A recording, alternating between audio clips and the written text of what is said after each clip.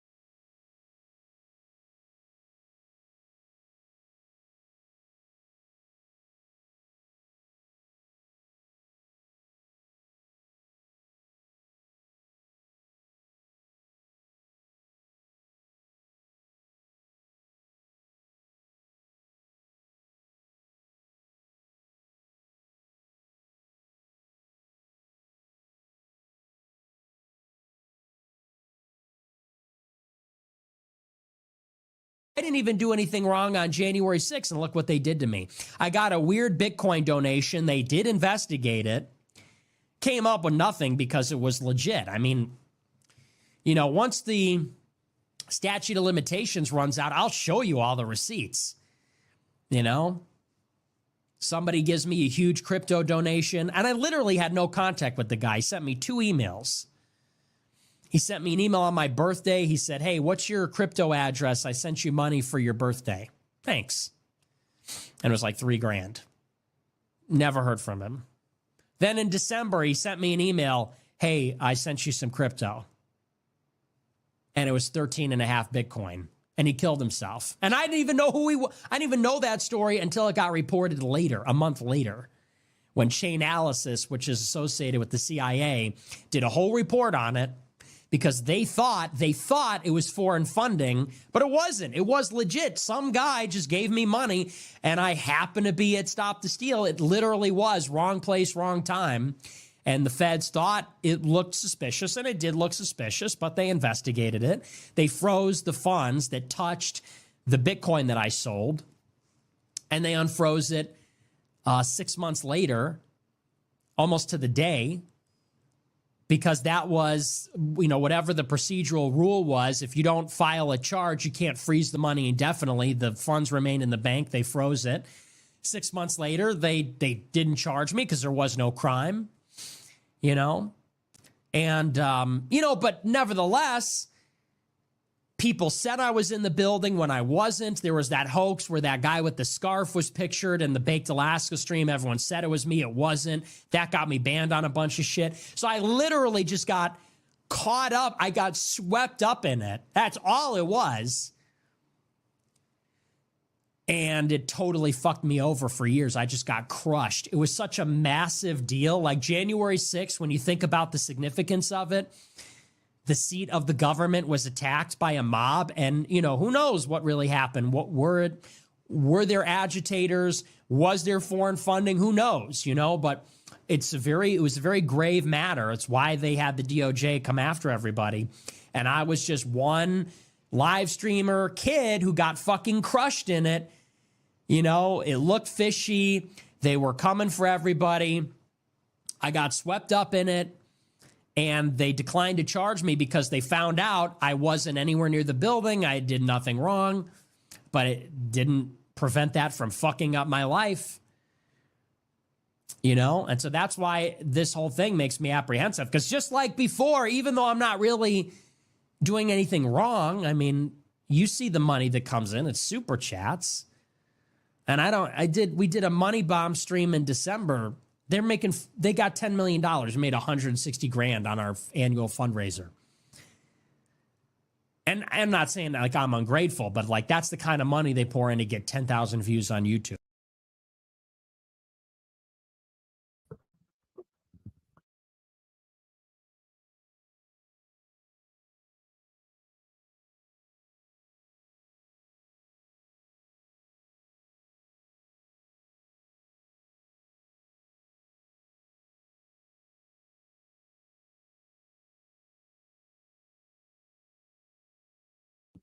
How about now? There we go. All right. Sorry about the technical difficulties, everyone. It's been one of those days. Still not sure entirely what happened. Had to reboot the computer. Any event, here we are. Welcome to episode 10 of the Aaron Day Show. There's quite a bit to go through tonight, and grateful for everybody that could tune in. The numbers are actually, the amount of shadow banning is insane right now. So traffic is still down 90% actually at this point. So hopefully more people will join. If not, we must be doing something right if they keep on shadow banning. So hopefully we can get some of this information out tonight. What I'm going to work on tonight is kind of a dry run. So I'm doing a mini workshop tomorrow, and I'll get into that in a second. I'll just walk through these slides, kind of the original thing. So tomorrow I'm going to be at the Peak Prosperity Annual Summit. So this is Chris Martinson's big annual event, and he's going to have 225 people there. It's a whole weekend thing on a campground with an area to present. And I have 2 entire segments to present. So I get about 2.5 hours, which is great. Although the normal workshop is 4 hours, and on top of that, as it turns out, I have completely reworked the entire content of the workshop. There is not a single slide that is the same. There's not a single part of the solution that is the same. Literally, the tools that I use, that I live on, using crypto, gold, and silver have all changed. I mean, with the exception of gold backs, they've all changed since the last workshop. So today I'm going to go through a truncated version of the presentation that I'm going to do this weekend. And his group is already highly educated on this stuff. I mean, Chris has been talking about CBDCs, and I actually learned a lot about the great taking from Chris. So I'm walking in there. So I'm not going through the full 4-hour workshop. I'm just going to go through a quick snapshot of of what's in the workshop. Then I'm going to talk about the new stuff that I've put together, the stuff that actually I've been talking about the last couple of weeks, but I've been reformatting it a little bit. And then we're going to go into the actual solutions itself. So I'm going to work with you guys. Hopefully there are enough people online at that point to go through the process of trying to set up a wallet. I'll send the folks on here some Zano, some Monero, and walk through what I'm going to show people tomorrow and at the workshops in terms of how you can actually live on these alternative assets. And I've created a new section of the website, which I'll show you, that keeps everybody up to date on that as well. Just as a recap, a lot of events, endless supply of events. The Bitcoin Cash Conference event I'll be at October 12th to the 14th in Buenos Aires. Monerotopia, November the 14th through the 17th. The Brownstone Institute big annual conference is in Pittsburgh, I think November 1st and 2nd. We'll be in Mexico 3 times, it looks like, in the next 4 or 5 months.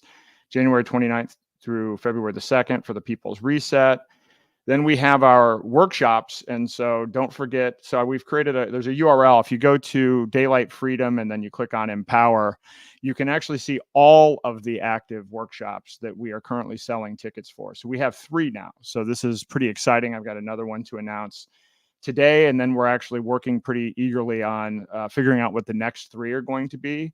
And I can't stress enough how much these are all based on demand. So somebody came to me today and said, hey, listen, I'll let you use my office to host this event in San Diego, because somebody else in San Diego said, hey, I worked on a bunch of COVID tyranny stuff, and I have a whole list of businesses that we've worked with on events in San Diego. So that immediately puts San Diego at the top of the queue for what we're going to do next. And so now we're thinking about planning events around, if we're going to be all the way out on the West Coast, maybe do San Diego and LA and Phoenix, or, maybe, put Hawaii in that whole excursion. So that's exciting news. But go to daylightfreedom.org/empower, and then you can see the links to all of the different Eventbrites where you can buy tickets. And so now we're at the early bird ticket stage for New Jersey. So the super early bird ended last week, and I think there's another week left for the super early bird pricing. So you're going to want to get on that.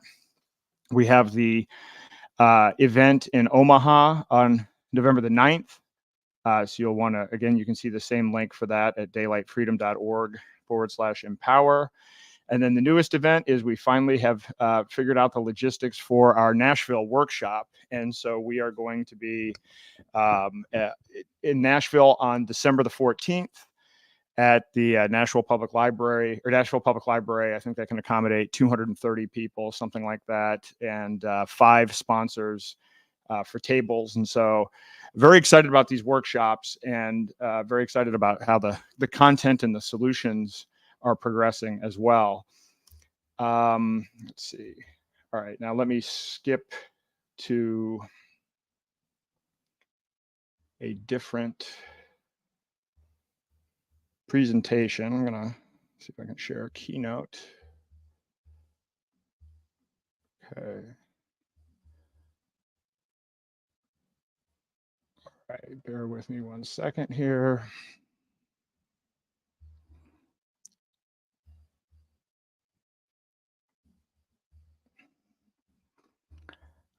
Okay.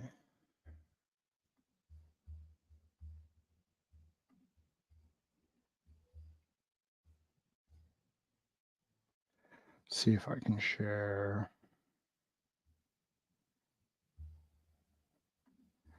Oh, it wasn't quite what I was looking for. Let's see.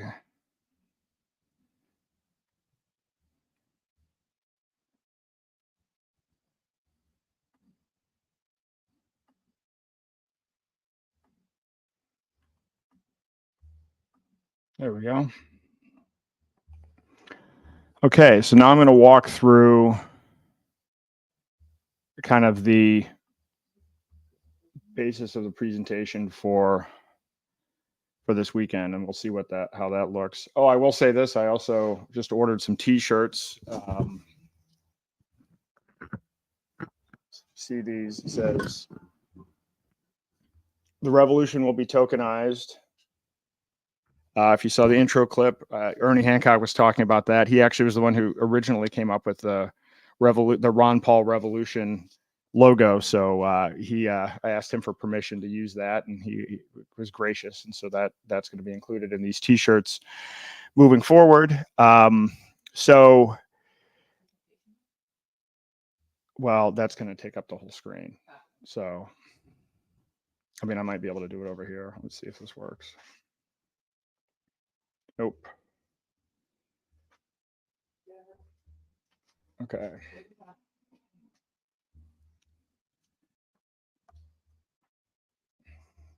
I'm working on about 4 hours of sleep in the last 3 days, so I do apologize for this. It's starting to go a little bit. So as I'm going to walk through this tomorrow, again, I'm going to give them a very quick summary, not the 4-hour summary, but just to explain really what's in the book and what it's all about. And in fact, I'm going to give them more of the conclusions rather than the buildup. And so I'll go through that here as well. So the whole premise here is that what we're facing is, by default, a global technocracy. So unless we stop the wheels that are already in motion, what we can anticipate is a global digital currency backed by energy credits and a social credit system that is based on the UN 17 Sustainable Development Goals. They've been building the surveillance infrastructure for this for decades. I mean, there are already 660 million surveillance cameras in China. We're getting pretty close in terms of per capita surveillance cameras in the United States. Snowden already told us how much is happening with respect to surveillance. And so this isn't a future thing that's already happening. They've been building the surveillance state right under our nose. I mean, even with COVID, contact tracing and cameras on traffic lights, the whole 9 yards. I'm going to walk through who's behind CBDCs and technocracy and what their motives are. I'm going to walk through the global state of CBDCs, the demise of the dollar, the great taking, which this group knows all about, an explanation of cryptocurrency and why it's important, gold and silver as a currency, past, present, and future. And then we get into the hands-on part, which is what we're actually going to do live today. I am going to focus on the presentation tomorrow, and I think for the workshops moving forward, what I've talked about on the last two podcasts, because I really want to reiterate this. I can't say this enough, and I know Dan's on here. I mean, we've had a lot of people that have said, oh, well, you know, we don't need to worry about CBDCs. And, or when I talk about tokenization, people will say, well, tokenization isn't necessary. We don't need tokenization. And so it's important to go through this material to understand where we are and the fact that these things are actually inevitable. So the first part of this, I'm going to stress the fact that for decades, we have been giving up our rights. We sign these agreements, these click wrap agreements every year. We typically sign, and actually, let me see if I can. We sign between 150 and 400 click wrap agreements every year. So licensing agreements and you name it. And so we give away our privacy, we give away our rights, we give away our intellectual property, our data through these agreements, and we have no idea. And nor could we, because if we actually read every single one of these contracts, it would take an hour a day, 365 days. So that's really not feasible. And so with that was actually not a good move. All right.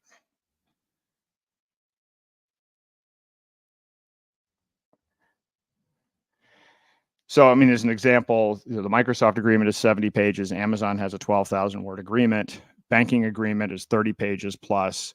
And this thing that recently happened where Disney is, somebody died eating something at one of Disney's restaurants, and they're trying to use the terms of service for Disney's online subscription service as a way to weasel out of it. So you literally don't know what you're signing or how these multinational corporations are even linked. I mean, who even knew Disney owned a restaurant? I mean, it's actually even hard to know how these agreements might extend. And so understanding that the world has moved to these digital agreements, people have signed their rights away, then there's an important next point, which is that all global commerce runs on mostly centralized databases. And as I'll talk about in a minute, even money itself is just simply run on a database. Money is printed out of thin air as database entries. And as you go through every industry, the automotive industry, car titles, land titles, every industry you go through, what you find is at the heart of it, the transactions and the records of the transactions and who owns what is actually stored in a database. And if that database is breached, then that is the official record of ownership. And so if the database is faulty, then do you even own your stuff? And that's actually a very important part to understand about what's going on and why CBDCs and some of this technology is such a significant threat. So when we look at databases, centralized databases, there's already significant loss. In 2017, there was an estimated $1 trillion in financial loss from database corruption. And that's jumped to an estimated 10.5 trillion by next year. And of course, you've probably seen that. It seems like every day, I mean, I follow some of these specific accounts on Twitter that involve dark web hacks. I mean, they list, this insurance company's database is being sold for this amount of money. I mean, you could actually track this stuff online. But I mean, we've seen everything from the Social Security office to obviously Expedia, everybody's credit card information. And I don't know about you guys, but it seems like every service that I have has had some kind of massive breach that wasn't even specific to me. It seems like whether it's a Microsoft service or whatever it is, I think I've had to change, most of my passwords this year. So that again is an example of everything is running out of a database. Your customer information is stored in these databases. And then on top of that, you have all these intermediaries around these databases and middlemen and lawyers that are kind of governing the use of the database and the access of the database. And so that is how the economy works today, mostly on these centralized databases.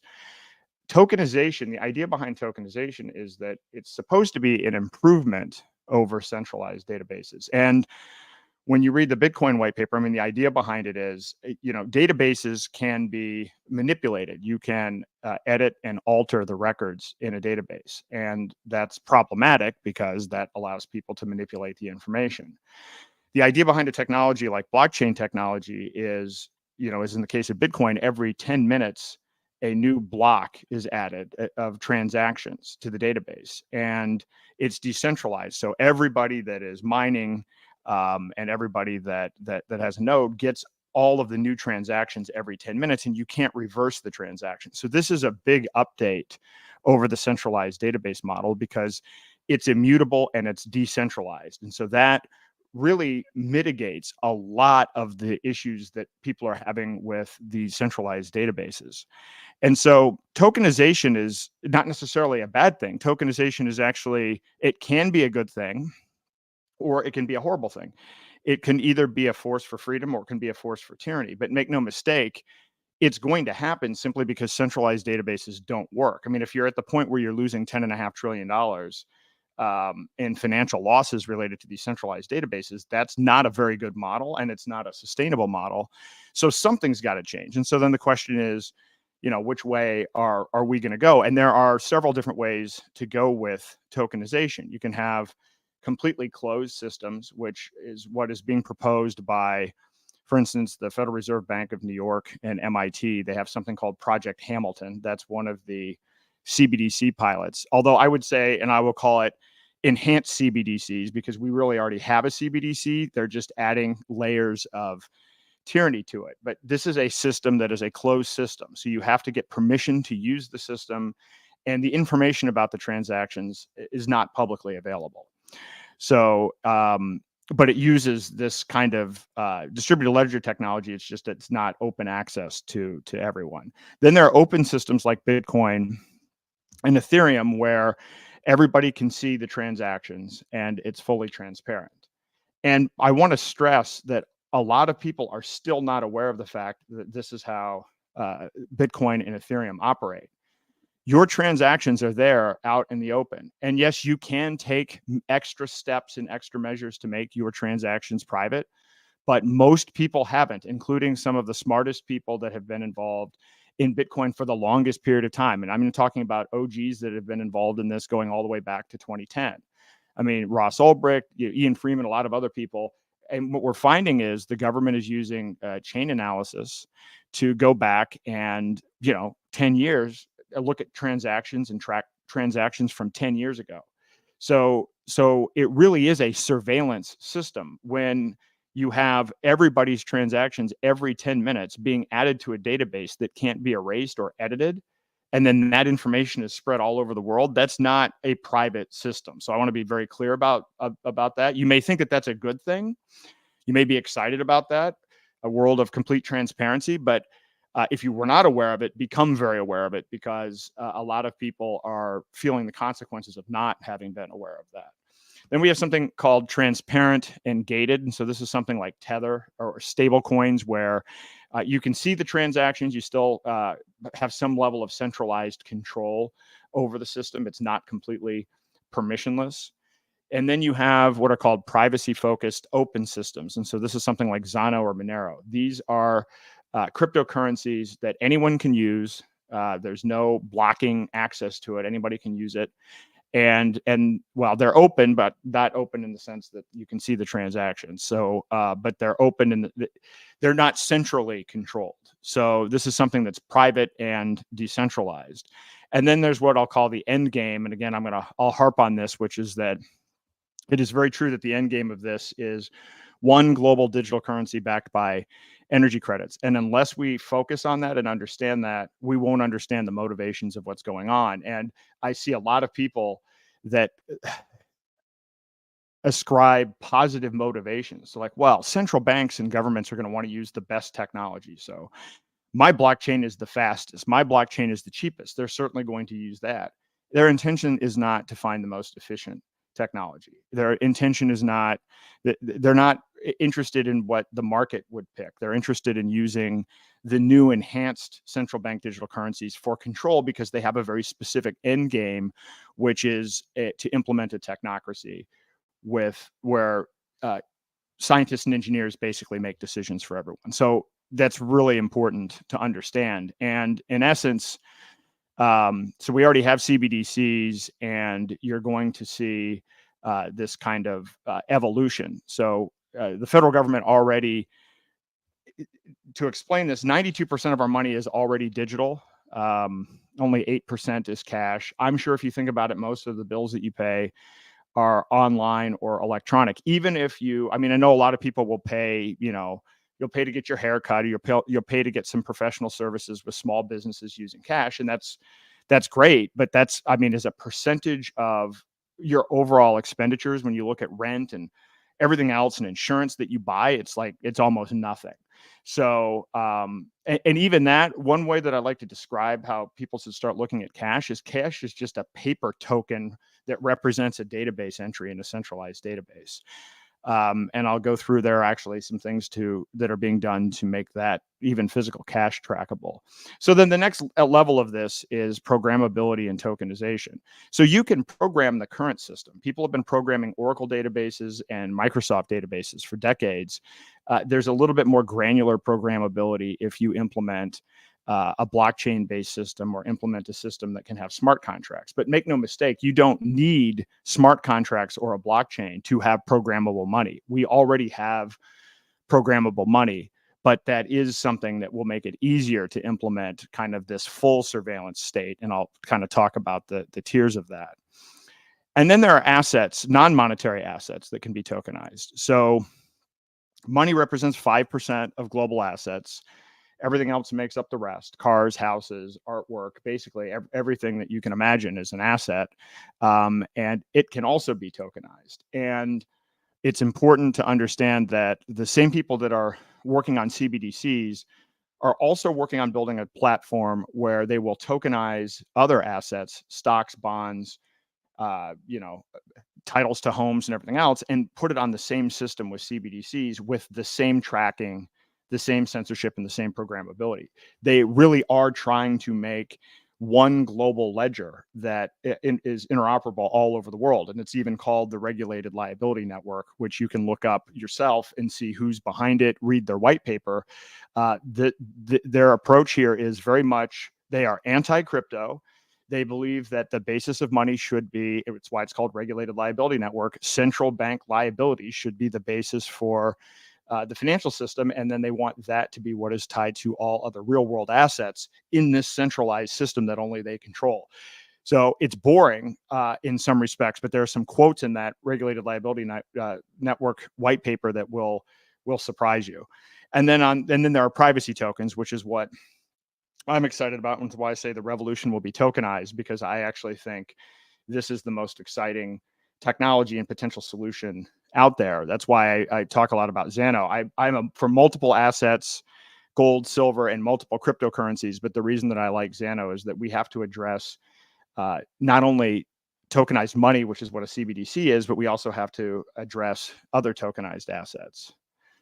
And so the great taking, which I'll summarize very quickly, is just basically since 1994, large financial firms have been working on manipulating the laws at the state level, UCC codes, to structure these relationships in a way such that when there's a really major financial collapse, you won't own your stocks, your bonds, your 401ks. In a bankruptcy situation, the secured creditor, which is the large banks, will end up owning all of your assets. And so that's essentially what they have been building and designing legally. And again, this is also a click wrap agreement, because a lot of the agreements that you have with your online broker or your 401k, these are agreements that you likely executed online using another click wrap agreement. And so you have no idea that behind that click wrap agreement, it basically already says you don't vote the shares in your 401k. And now, because of these other changes that went on behind the scenes over the last 30 years, you don't even realize that when the economy collapses, you don't own the shares either. So you don't have the voting rights today, and then tomorrow you won't even own the economic value. And so the process for how we're going to get to Klaus Schwab's, you'll own nothing, is they implement CBDCs of a particular type, put it on a platform with the tokenization of all of your other assets. They do this on a country by country, a region by region basis. They connect all of those things. And then in a collapse, literally with a click of a button, they can transfer people's assets from our own individual ownership to whatever the new crisis structure is in a technocracy. So that's the quick thing on that. And the solution, which I'll get to later, is in my opinion now, it's privacy coins and precious metals, which we'll walk through. And I'm not going to go through all of this again, but again, we already have a CBDC. The money's already digital. It's already issued by the central bank. Yes, we also have commercial banks that issue digital currency, which is backed by the digital currency of the central bank. But of course, the commercial banks own the central banks. So the idea that, we're going to not have central banks creating digital currency, we're only going to have commercial banks issuing digital currency, makes no sense as some kind of win or anything that actually protects consumer privacy or is a win in any way, shape, or form. It's actually a difference without a distinction. And so I really want to stress that, because I think that we've been hoodwinked into thinking that a CBDC is something we should worry about in the future, when in reality, it's something we should have been worried about 20 years ago. And now we're halfway between, when CBDCs started and complete tyranny. Like, we're in the midsection of this. And, a CBDC, again, doesn't have to be a blockchain. The existing system with Microsoft and Oracle databases suffices. You can still have cash and have a CBDC. There have been 11 countries that have implemented CBDCs, and none of them have outright banned cash. And so it's something that you can have CBDCs with or without cash. And I would argue that that's an element of how tyrannical your CBDC is, but not a measure of if you have a CBDC. You also don't have to have accounts directly with the Federal Reserve. Banks aren't going away. There is no implementation of a CBDC that involves getting rid of the banks where customers only have direct relationships with the CBDC. That's not even contemplated. You're not going to get a mortgage from the Federal Reserve. You're not going to get a car loan from the Federal Reserve. Banks will still be part of it. And again, they are still part of it because we already have a CBDC. CBDCs will add, a lot of people are concerned, well, CBDCs will add programmability. It'll control our spending, it'll track our behavior, and it'll be used to implement incentives and penalties to change our behavior. We already have that today with health savings accounts, which are already structured so that it's through a bank. Optum Health is the largest with 5 million customers. And you have a card, and you can only use that card to buy certain healthcare related things at certain times from certain places with certain limits and expiration dates. So I showcase this just to say that we already have digital money. It's already programmed. So if a politician is trying to convince you that they put in an anti-CBDC bill to stop from having your money programmed, understand that that it's already going on within the existing system. There is no technological change fundamentally needed to achieve the level of tyranny that everybody's already worried about. In fact, I'd argue that it's probably already going on. Surveillance is the big one. And again, the politicians from Ted Cruz to Elizabeth Warren, they all come out and say, oh, we have to protect Americans' financial transactions and financial freedom from intrusion. But then usually we'll say intrusion from the central bank, as if the central bank is the one that has the motive to go and look at everybody's transactions and control everybody's behavior. In reality, this is just a partial list of all the different ways we are already being surveilled financially. And I won't go through all of them, but there's the standard one. Oh yeah, they can get a subpoena and court order, but that's probably the one that's used the least. They're actually violating our rights outright on a regular basis. We have Bank Secrecy Reporting Acts. So when you spend a certain amount of money, it's automatically recorded and things are automatically triggered. So that's by default. The Patriot Act has given them leeway we basically, I would argue we lost the Constitution and lost the Fourth Amendment, amongst other things, on 9/11.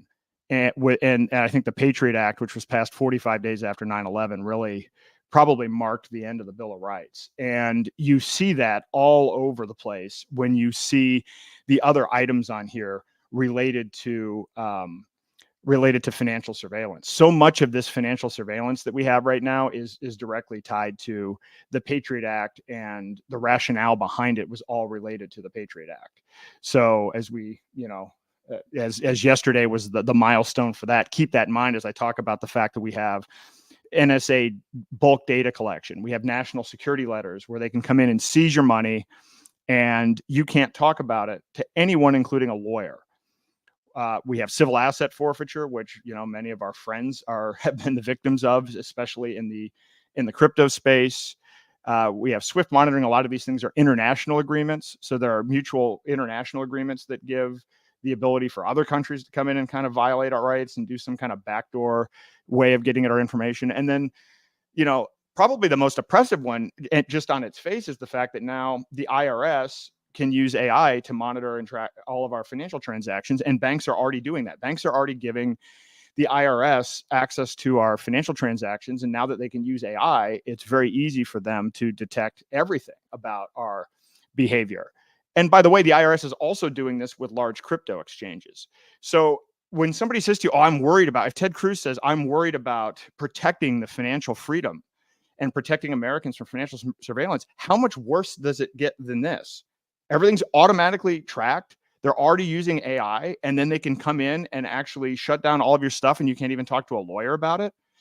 I mean, that's pretty high level of tyranny. That's a pretty high level of surveillance. It actually doesn't get too many more shades darker than that, in fact. So important to keep that in mind. And so I've come up with this entire index based on a variety of criteria: surveillance level, control mechanisms, cashless or not, whether it uses tokenization, whether the digital currency is issued by the central bank or with a commercial bank or both, whether the currency is national currency or are we moving into the realm of like the euro and EU, or actually as a step to a one global currency. That's a big factor in kind of determining the level of tyranny.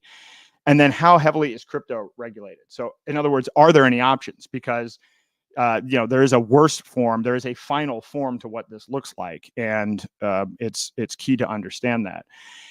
And this really is kind of that final form. Well, it's not really the final form, but it's an example of something that exists today. Doconomy MasterCard that already exists, has the UN logo on it, and MasterCard already tracks your purchases and the carbon impact of your purchases, and will shut off your funds if you reach a certain level. So once again, the money is already programmable with the existing system. It can already be tied to behavior such as carbon usage, and your financial transactions can be completely censored in an automatic way.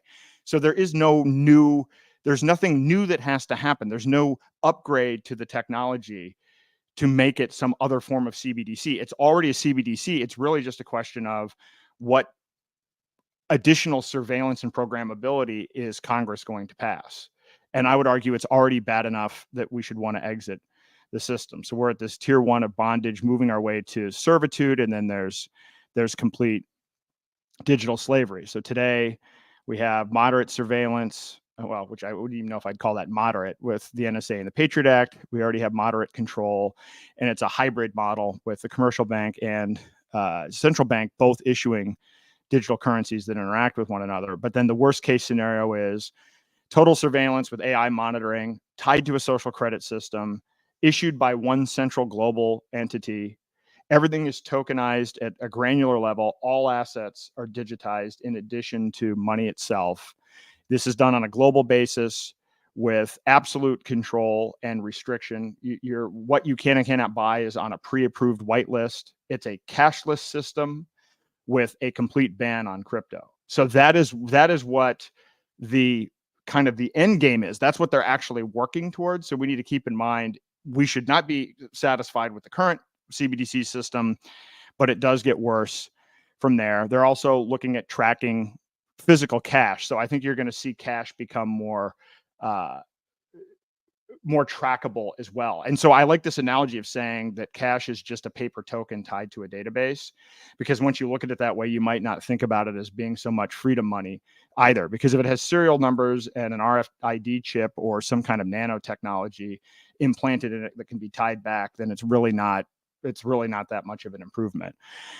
So I created that. And then I've also created, though, and I think this is new for those of you that have been watching this the last couple of weeks, I've created a alternative currency freedom index. So we have the tyranny index, but where are we with alternatives? And the reason I think that this is important is that we have to know how well we're doing, but also acknowledge that we're not going to go to, I would love it if everybody in the world was using privacy coins peer-to-peer without any banks, any intermediaries, not using any gift cards, and that it was just person-to-person immediately.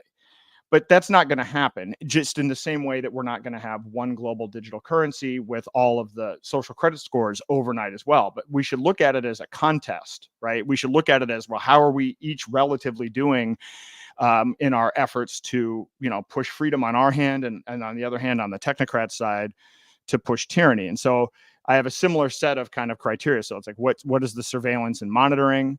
Are we using full privacy coins? Are we using moderate privacy coins? Or are we using completely transparent coins? Are we using intermediaries?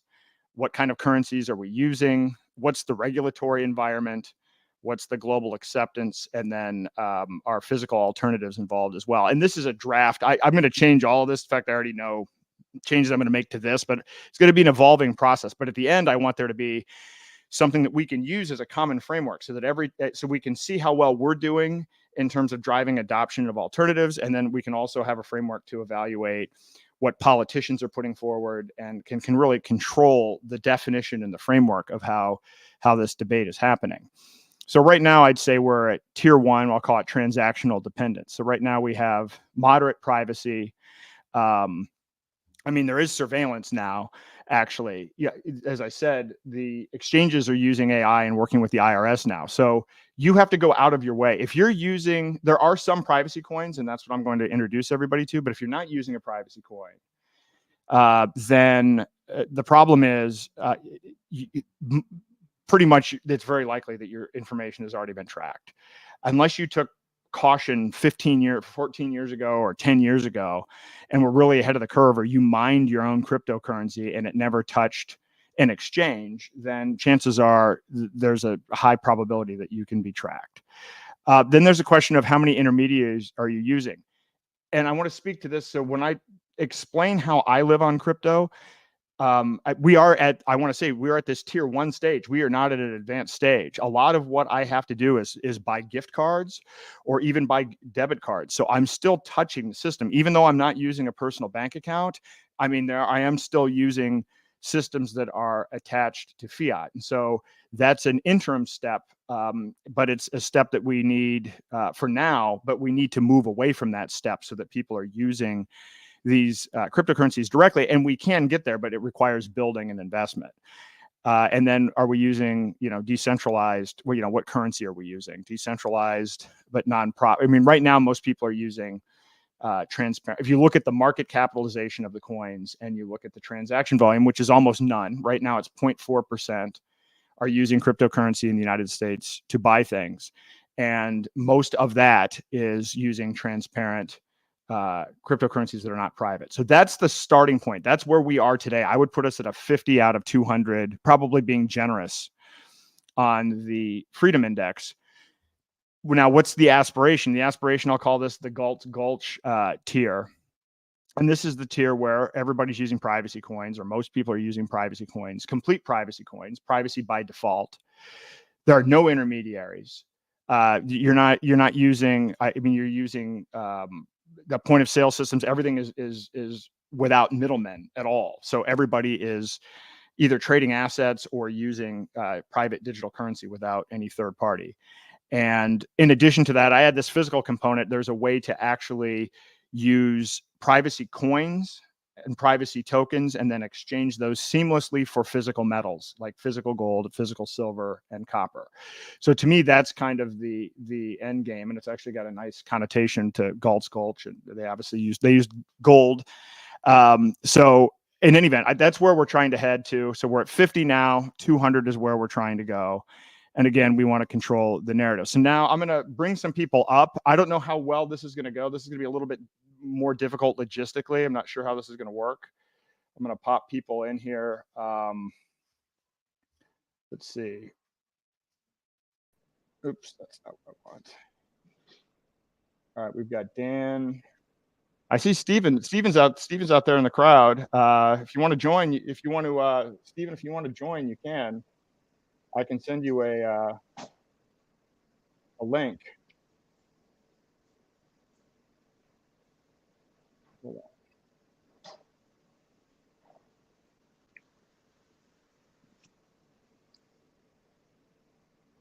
All right, let's see here.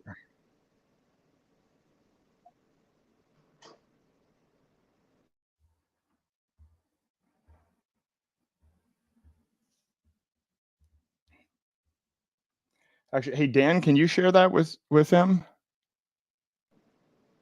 No problem. Awesome. It's not letting me get out of this window.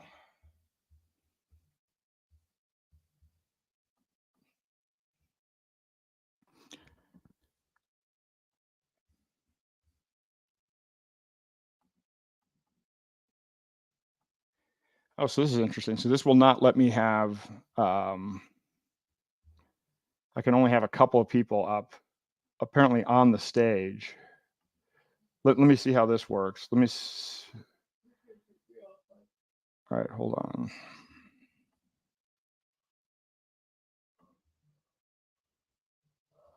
All right, there we go. All right, now we're rocking and rolling. So, all right, the revolution will be tokenized. So I am going to talk about, and this is what I'm going to do tomorrow. And again, I don't know how well this will work. Privacy coins are a little bit more difficult to deal with in terms of trying to get 100 people or more online all at once. I'll give a little overview of Zano. I'm not going to go through this. This is the technical explanation of what Zano is, and this gives you all of the, kind of the buzzwords and explanations of how it works. But I think people are more interested in why it's important and what does it do. And so what Zano does is it's a private digital currency. It's something that you can use to buy and sell things that no third party can see, who was involved in the transaction, who the buyer was, who the seller was, or what the transaction amount was. This is what I think people thought Bitcoin was. And if that wasn't his intention, which it probably wasn't, I think this is what people think Bitcoin should be. But in any event, this is what Zano is, and I think this is what we need is private money. But in addition to being private money, it allows you to create tokens using the exact same technology and the same features as the digital currency itself. So I can tokenize my computer, I can tokenize my car, I can tokenize stocks, and I can trade those assets with anyone in the world, and it's all confidential. All of the information is private. Nobody can get at any of the individual transaction details. So this is important because it is essentially it's an international barter system. And I could go on. I was up at 3:00 this morning on a conference call with some guy in Switzerland talking about some other stuff that you can do with this. And it can take things that are not private and make them private. So for instance, there's something that's being launched called confidential layers, where you will be able to take your Bitcoin and Ethereum and actually it's called bridging it into Zano and make your Bitcoin and Ethereum private with very small transaction fees.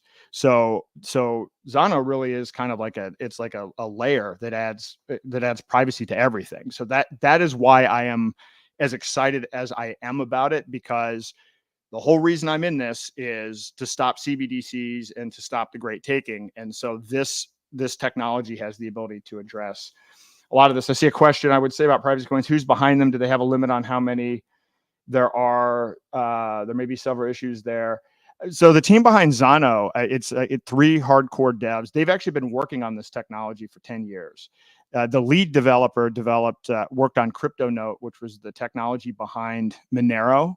And so this team is just incredible. And I've actually had the great fortune of being able to actually interact and work with them on stuff. And so this is a team that knows cryptography and knows more than probably anyone on the planet how to actually build and implement secure cryptocurrencies. And so the good news about it is we do know who they are. We know exactly who they are. And it's not a shadowy thing. We know who the developers are. They're accessible. And so, we know what their backgrounds are and everything. So this isn't a situation where do we have to wonder if it's the NSA and there's some backdoor and what are the motivations. And so I like that. With all of this, again, you got to do your due diligence, and everything in crypto changes all the time. This is why I'm not a Zano maximalist. I use multiple cryptocurrencies, and this stuff is going to shift all of the time. I mean, there was stuff about Monero the other day, and is it secure or not, which it is, and that was a lot of kind of overblown information. But if you're a pro liberty person, you want to keep a multiple asset approach. So that's why I'm picking this as the first one. So what does this mean? So let's look at non-monetary assets. So we're talking about $1.5 quadrillion in terms of the types of things that you could tokenize: stocks, bonds, real estate, derivatives, supply chain, intellectual property, oil and gas, private equity, real estate investment trusts, music and media. I mean, this is only the partial list. I've actually got a whole list. I've got a list of 50 different categories. So again, it's everything. It's including things that you could tokenize mineral rights on asteroids. You could tokenize information. You can tokenize things that are the size of planets, or as small as microtransactions and data. So that's why it's powerful if at the core you're interested in voluntary exchange. So what I'd like you guys to do, if you haven't already done it, is go to Zano.org.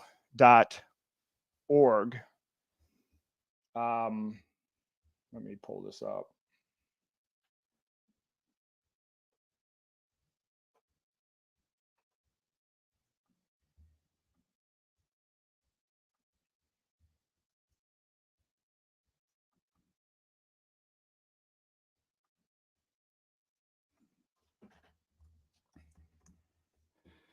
All right, this is the real test. Can we actually get people set up with this?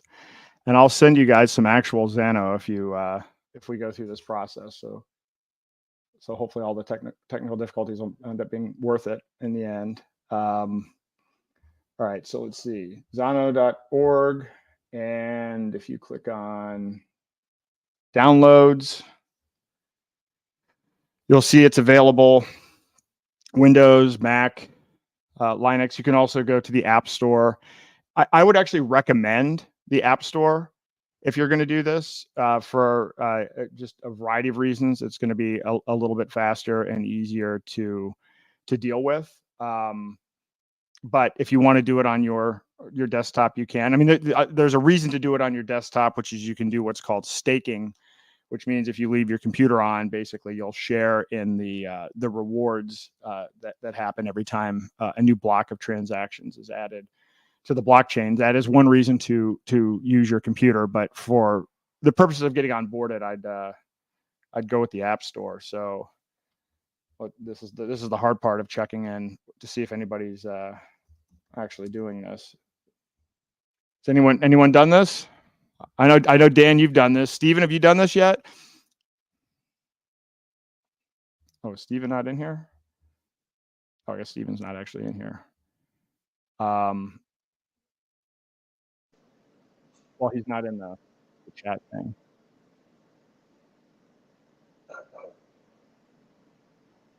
You downloading a wallet? Anybody downloading the wallet?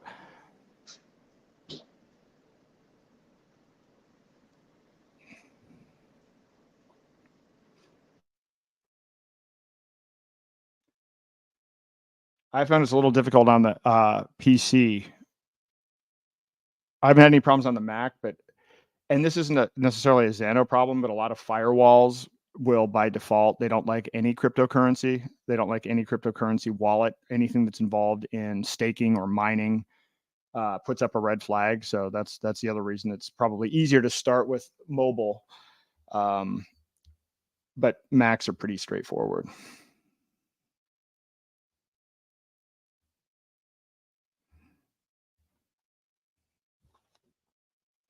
All right, let me know. First person that gets a wallet set up, let me know, and I'll shoot you a Zano. I don't know how much they're worth right now. Let me see. Create a new wallet.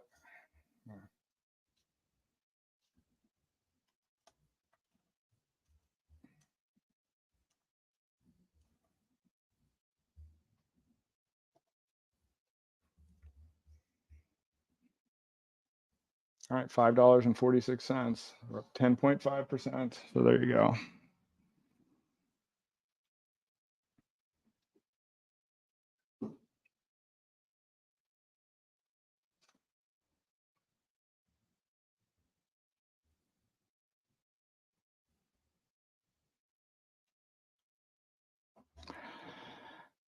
Should play music while this is going on.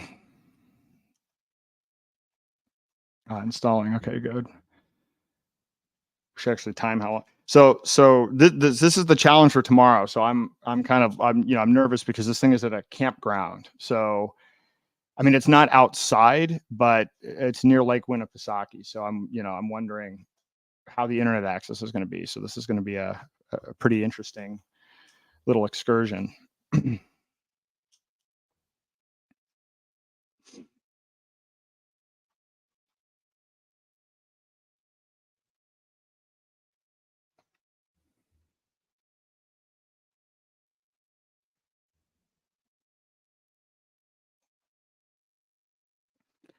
But yeah, I do want to stress privacy is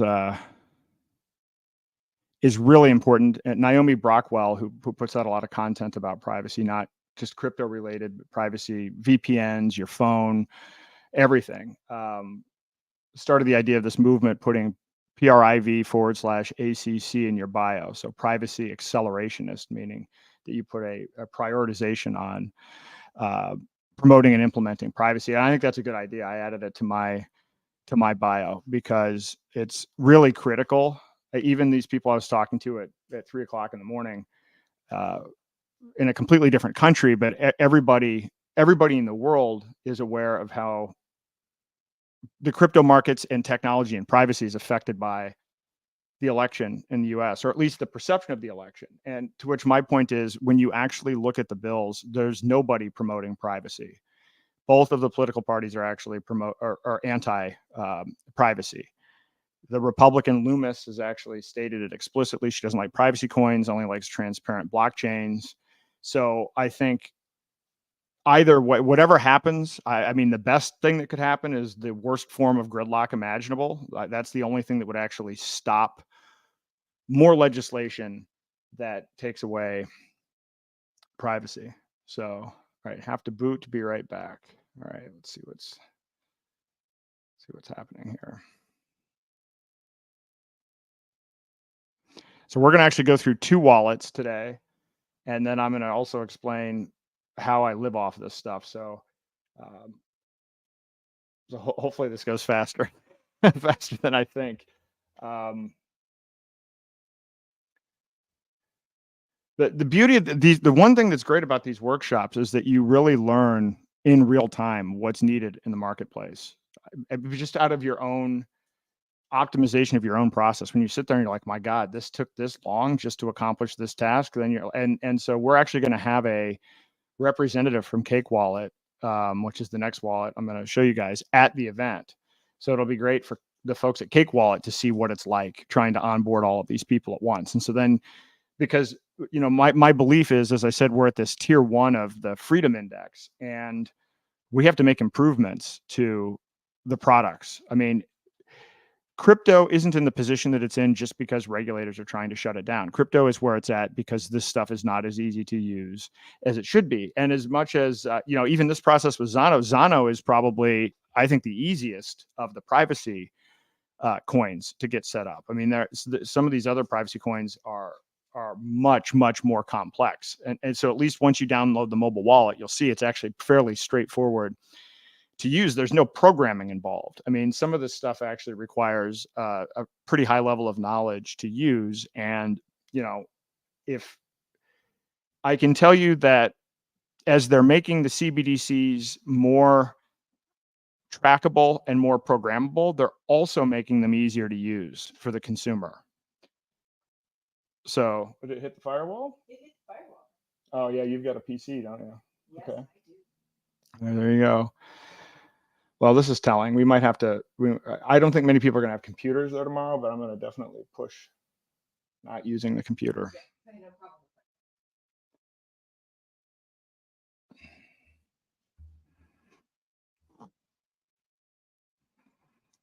I think Steve Thurman was supposed to show up as well.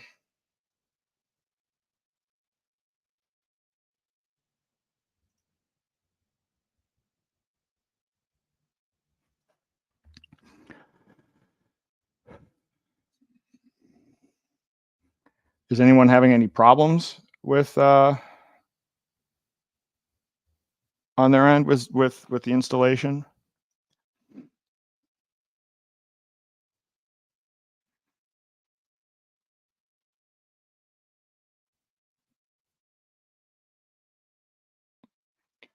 All right.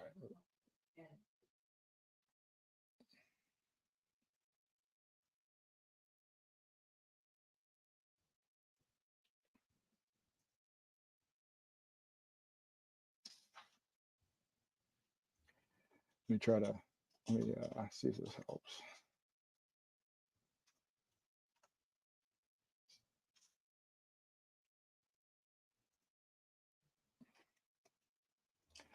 All right, while this is going on, I'm going to share this a couple more places, see if we can get some more reach.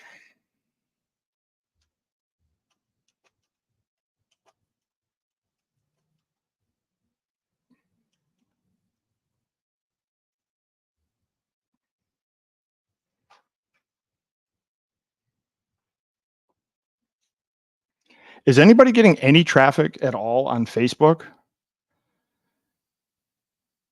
Dan, are you getting any do you get any traffic on Facebook? Like I get nothing now. I mean, like 5,000 followers, and it's just not, it's dead. I mean, I didn't use it for a really long time after, getting a lot of temporary bans, but now it's like, it's almost pointless to post. I don't think anybody is actually seeing anything. Yeah, one of my accounts, I have 5,800 followers, and I can get like 1 or 2 likes on each thing I post. So I'm wondering, is Facebook just dead, or are we just that rate limited and shadow banned? Like I'm trying to figure that one out.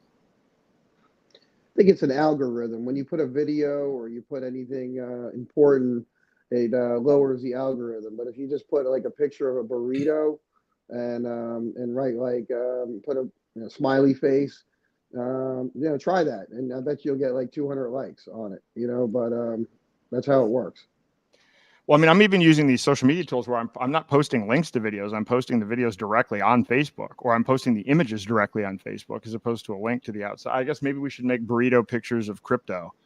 We should get AI art that converts our ideas into shapes of food and cats and whatever. We'll give that a try. Maybe that's the key to success. Yeah, you got to beat the system somehow. So that might be the new way to do it. Whatever I did 2 weeks ago was the opposite of what I'm trying to do. So I got to unwind that. Oh, there we go. So Mark Watson has joined. Ernest Hancock is re-mentioning Aaron Day on air. LRN FM broadcast. Free Talk Live. Declare your independence. Won't work on the device phone I'm using, so I'll have to get another device. Okay, interesting.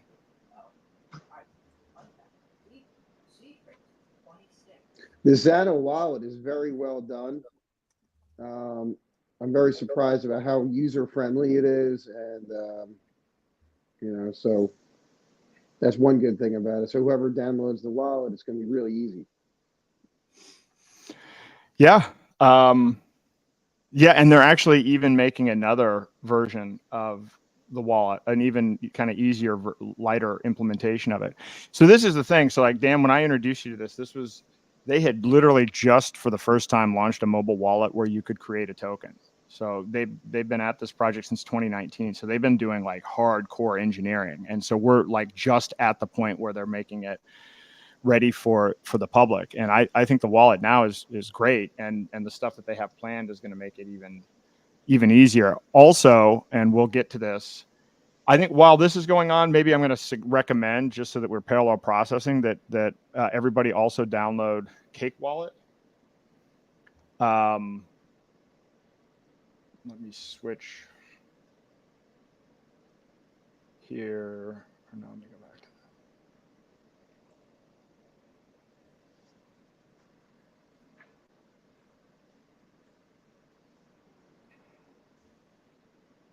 All right, here we go. Let's go to cakewallet.com. So I've been using, I don't even know how many, 24 different wallets since 2012. And so to me, in the long run, if we're going to compete with CBDCs, we need a wallet that is as easy to use as whatever people are used to with Venmo, PayPal, and everything else.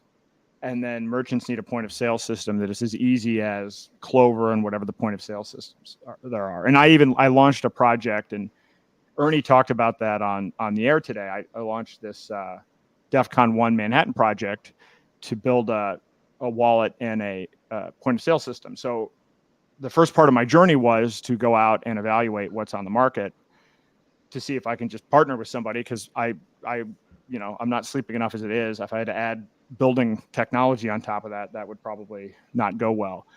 And so I was connected up to Cake Wallet, and I really like Cake Wallet. This is actually what I use predominantly now. This is my main wallet. And so if you go to cakewallet.com, you can download it in all of its various forms. And it's available on all operating systems and app stores.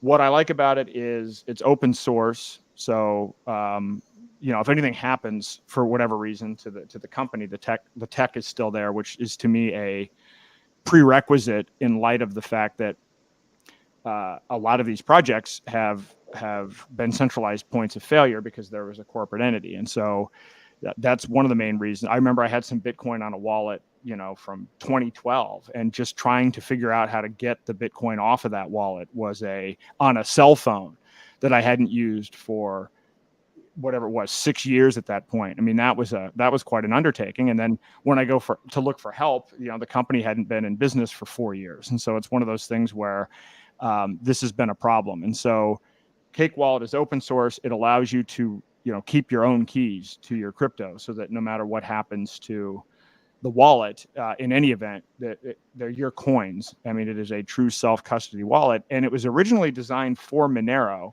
which I would say is actually the leading privacy coin, at the dominant player in the space. And so I think it was, it's definitely the most user-friendly wallet for Monero, but then they also offer many other coins as well.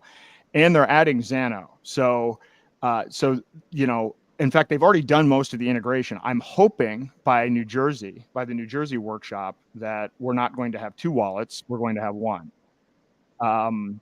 So we'll see. Fingers crossed. But the tech integration has already been done, as I understand it. So that's just at the testing phase. But that's really exciting because it's a user-friendly way to not only hold your coins, but you can do other things within the wallet, which we will get to. So if you've got an opportunity, you can start downloading that as well. I'll give some Monero to the first person to get Cake Wallet installed. And okay.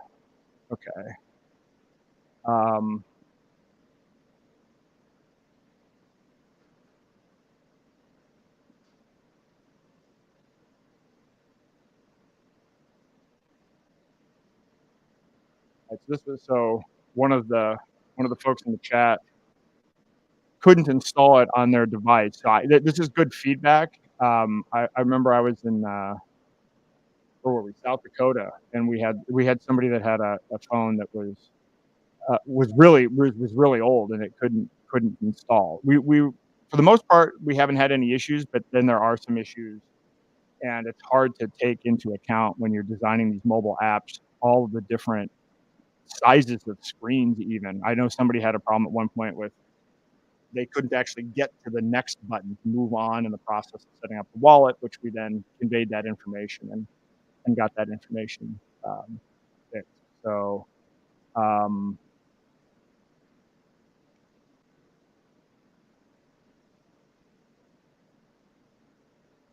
see. Bethany 1. I wonder if Bethany 1, have you had any luck yet with this? Anyway, I hope you guys are doing the Cake Wallet as well, so we can dual track that while I'm filling up time to talk. I mean, so I will talk about what's in the Cake Wallet. So in addition to being able to hold your coins, they have something called Cake Pay. And this is a really cool feature. So within the wallet, I can actually, it's interesting that that's not on their site. I'm going to go jump back into my presentation. With Cake Pay,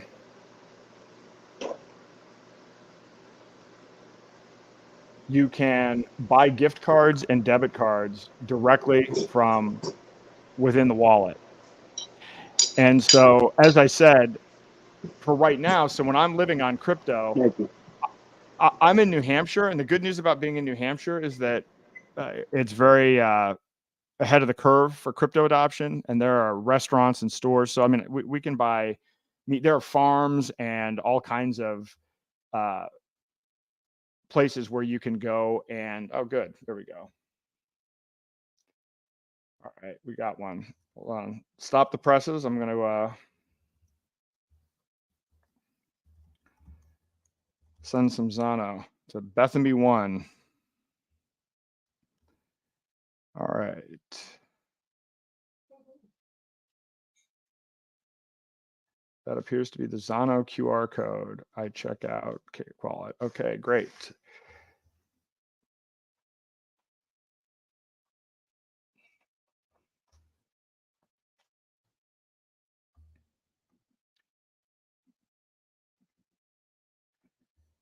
Now, let me see if I can send.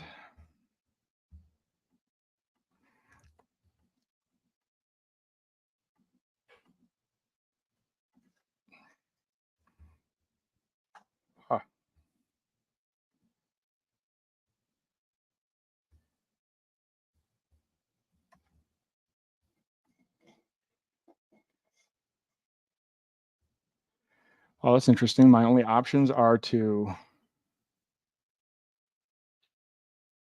I can't cut and paste. That's bizarre. That is not a good, that's not great. All right, hold on. Why would that work like that? All right, I've got an idea. All right, hold on.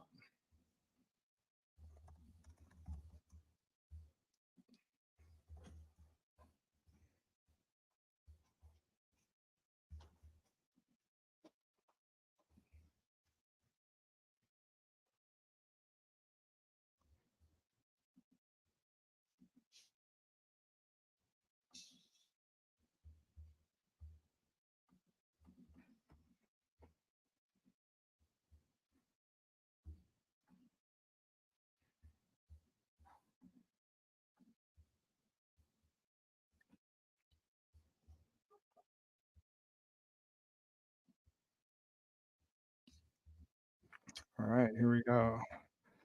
I've got my first monthly supporter on All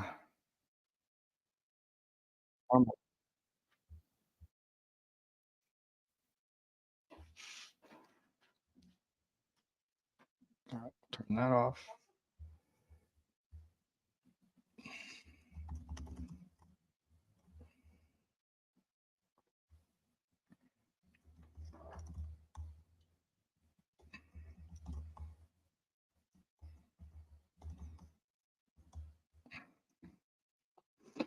All right, the Zano has been sent, so hopefully that works. And Bethany, you should have that in less than a minute. It should begin to appear, and then it may take a few minutes from there for the transaction to be completely finalized. So we've got one underway. We've done our first successful one of these.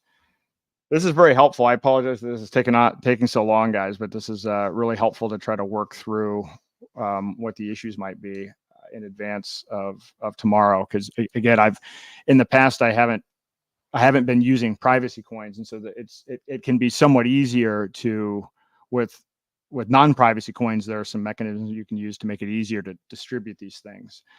So I'm going to hop back to the Cake Wallet overview.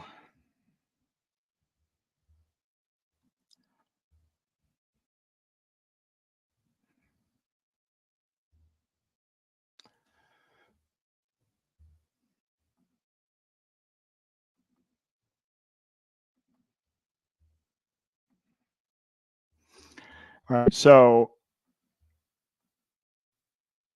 we'll do something else. Once Bethany has her, has her Zano confirmed, there's some other process that we'll go through, but the timing. So when you have Cake Wallet, what you can do is, see if I can, there we go.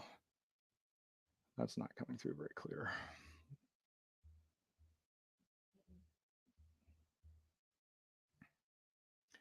All right, I've got another idea. Let's see if this works. Play in window.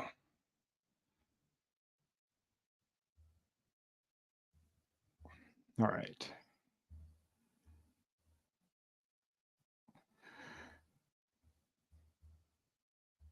Let's see if this should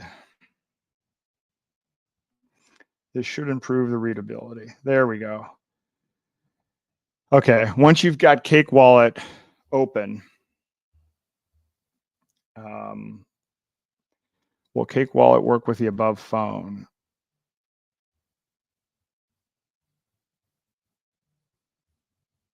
Hello, Aaron. I'm interested in knowing how to manage using metals as the currency. I will get to that. I mean, I can actually talk about that a little bit now while people are doing what they're doing with the above phone. It should. I mean, I'm unaware of any particular limitations with Cake Wallet, so I would say give it a shot. I mean, as far as metals go, yeah, I am gonna talk about how to use metals as well. I will say there's a merger between tokenization and metals that I will talk about.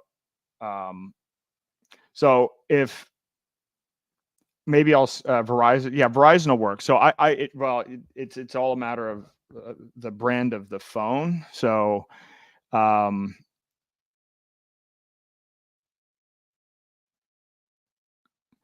I have the TLDR on the Cake Wallet terms of service? I do not.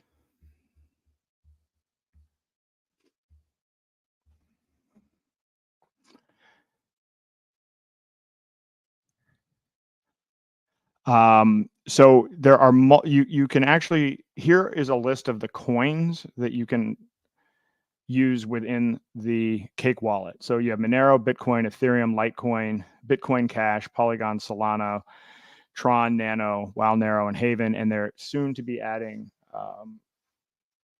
Zano as well. So you go through this process and you select which wallet you want, and for our purposes here, I'm focused on Monero because we are focused on privacy coins. Once you click on that, it will ask you to create a wallet, and then you click on next and write down your seed phrase. I'm not going to put that information up here, but you go through that part of the process, which is pretty straightforward. And then that will open up your screen where you have your Monero wallet.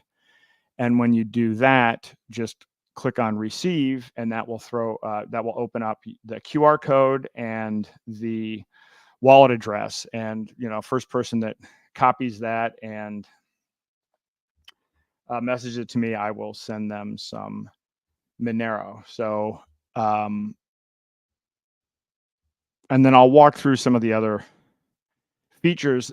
So within the wallet itself, so without having to use any outside services, you can buy crypto. You can actually use your debit card, Apple Pay, credit card to buy certain cryptocurrencies. There are limits with this, and there are fees. And so there's a whole, this is one of the biggest issues with all of this is buying cryptocurrency has become very difficult. So I've been living on this stuff since 2019, and the government has really been cracking down. So you can't actually buy any privacy coins directly from an exchange in the United States today. You will either have to use a service like this where you're buying it from within the wallet. So you can buy Monero, I believe, directly through this wallet, or you use a service like Coinbase to buy a coin, a transparent coin, maybe a what's called a stable coin that is pegged to the dollar, or you use something like Litecoin, and then you use another service to exchange that cryptocurrency for a privacy coin. So, and by the way, that isn't going to get any easier. So the reason that I like Cake Wallet is that all in one is the ability to not only have the wallet, but also to buy cryptos. And they've integrated a number of different services within the wallet. So it's actually competing and looking for the best price from multiple different services. So, so that's one component of it. The other thing that I really like is this Cake Pay. So as I said, in New Hampshire, I can buy things directly with crypto, but when I travel, that's never the case. There's almost no place outside of New Hampshire where I can actually spend crypto directly. So for that, I have to buy a gift card. And you can even buy these gift cards with privacy coins with Monero. And so there's a huge list in there. I just put up a couple of examples in this slide just to show you the breadth of this. But I mean, I took my kids to the movie theater the other day. I mean, I buy most things through this. So whether it's gas cards, you can even buy vacations to Sandals. They actually have high-end restaurants, Delta, DoorDash, and Amazon. And so these gift cards really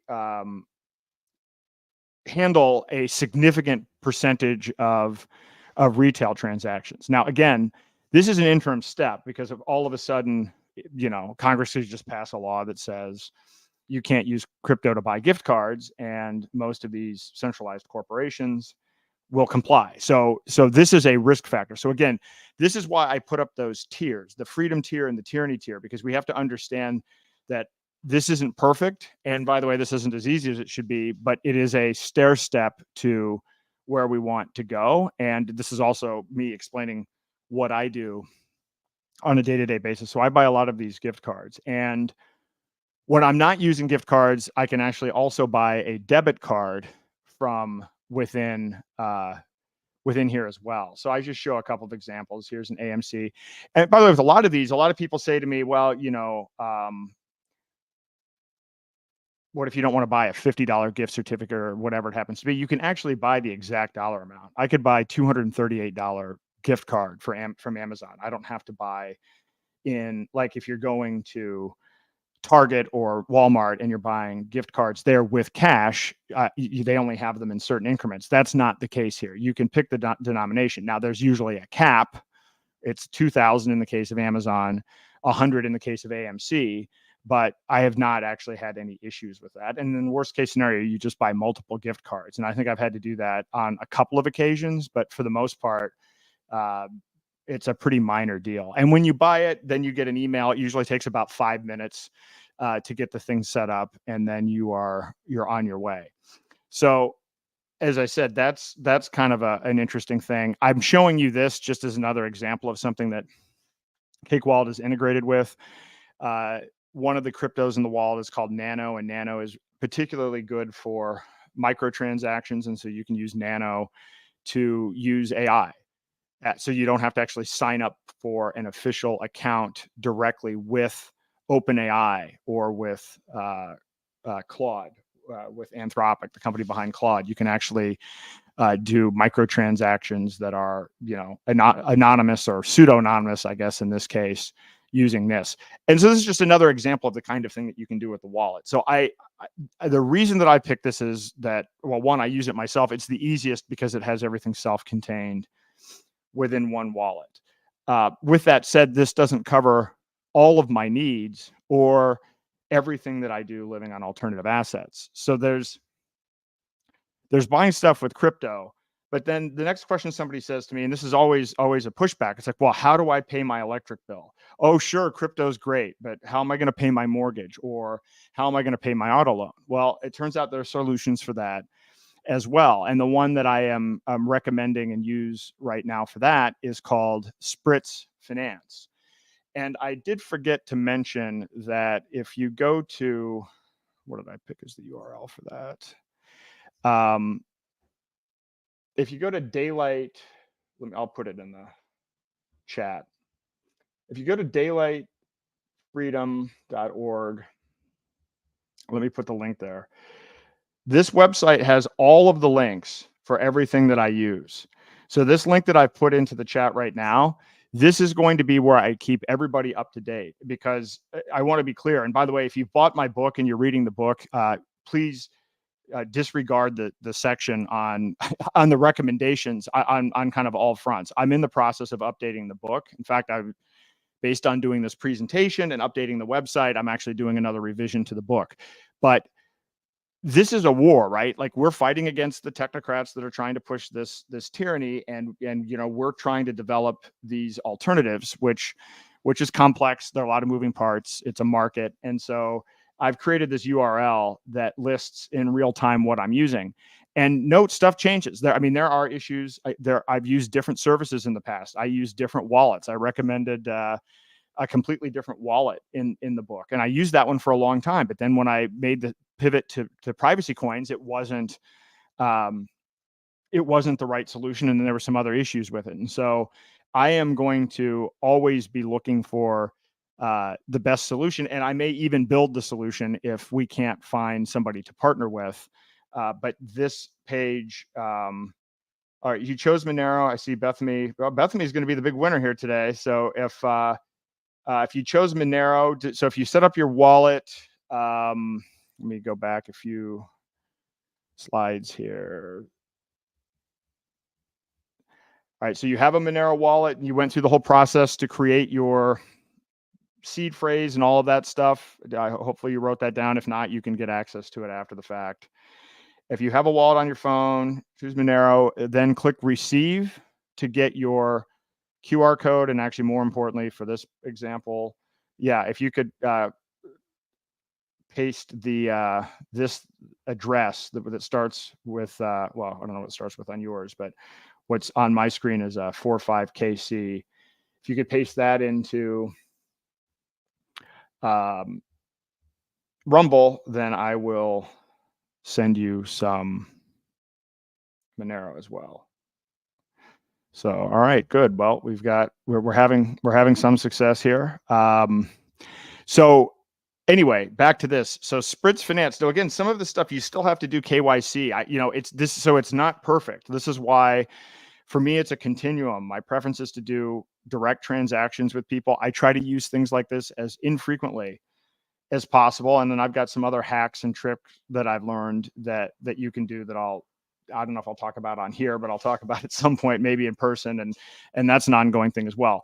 It's a little sneaky, and and some of it's a little bit inconvenient, but there are some, this is how we kind of stay ahead of this while we're building these easier tools. So with Spritz Finance, I can set up my account. So I have my Verizon Wireless set up through Visa. I can connect my Cake wallet to Spritz Finance, move money into from my Cake wallet, and pay my bills directly. So it doesn't have everything, but I mean, it has all the major banks. It has the utility company here. It has most major utility companies. So I encourage you to take a look at that. And in fact, we'll go through all of the categories of bills you can pay with Spritz Finance. You can also get a prepaid debit card within Spritz Finance as well. So I X'd out my numbers here, but you can easily move money to this, and you can also connect this debit card to Apple Pay and Google Pay. So again, these are all situations where we're still kind of tied to big tech. We're still tied in one way or another. I mean, you're using a debit card. It's not your own. You don't have a bank account, but you're still using a prepaid debit card. So you're still using the rails of the traditional system. So from my perspective, I'm shifting the balance, moving more towards direct peer-to-peer, but still having to use these. But they're not hard to use. So I guess what I'm saying is through the Cake wallet, I can do most of my retail transactions directly. I can buy a debit card through that, and then I have another debit card here that I can use with Spritz Finance. I can pay certain bills directly, and I'll even go through some of the others just to give you an example. But there are thousands of providers here. So for electric, I mean, this is a very short list, and I encourage you to log into Spritz Finance and check to see if the folks that if your bills are on there. And again, usually the default is if they're not, then you end up using a debit card. So that's pretty much what the continuum is. So if you're lucky, you can just do it directly, and then if not, then you use a debit card. And then if it really comes down to being bad, there are scenarios where you can actually use a debit card to take out cash. I mean, if you had to, you could use that to get a money order. Like there's always a way. It's just a question of how many layers of hoops do you have to go through. And at the end, we have to make this really simple, so we can at least figure out what needs to be simplified in our ultimate solution. So again, mortgages, even student loans. Why somebody would want to repay a student loan is beyond me. But if you want to repay your student loan, I mean, I think if you just wait, it'll be forgiven. You can pay your car loan through here. You can pay your credit card bill through here. So this is pretty all encompassing as far as bill payment is concerned. And then you can also, which this is not a feature I've actually used, but you can actually move crypto you can transfer crypto to your bank account. So if you need money in your checking account, you can actually move your, Bitcoin or whatever to your banking account using Spritz Finance. Now, I will say Spritz Finance uses different cryptocurrencies. So the issue with all of this is, again, I'm focusing on privacy. So I try to narrow what I do because I really want to emphasize privacy first, but you're going to have to convert your privacy coin to something else that works with Spritz Finance in order to be able to do these types of things. So just note, if you are putting crypto on a bank account, that's obviously tracked, right? So there's no mistake about what's going on here. Now, with that said, you may still choose to do that, I mean, again, it's not, it's just part of changing your behavior as we move along the continuum. So that's what we have through Spritz Finance. I see Bethany has her Monero. So let me.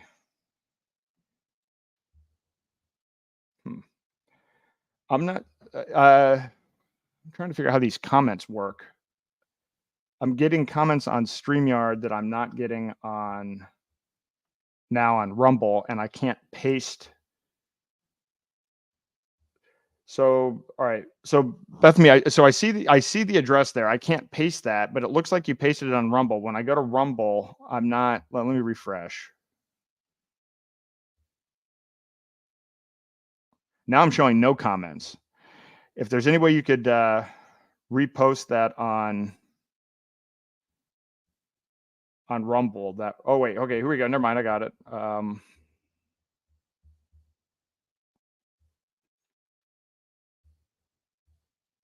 By the way, as we go through this, I'm going to ask you guys some questions, and just if you're from your opinion on how we might handle some of this in these workshops. And Dan, this will be good for you guys as well, because there's obviously there's so much to go through that I wanted to stress, actually making sure people got crypto, setting up the wallet, and actually receiving crypto is the most important thing, because I wrote my book so that people could just read the book and follow the instructions step by step and get crypto on their own. And the feedback that I got was, this is great information, but you know, I need help kind of making that first step.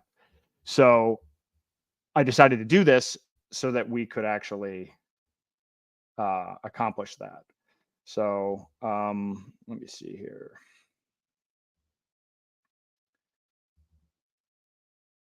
All right. Now I'm sending some Monero.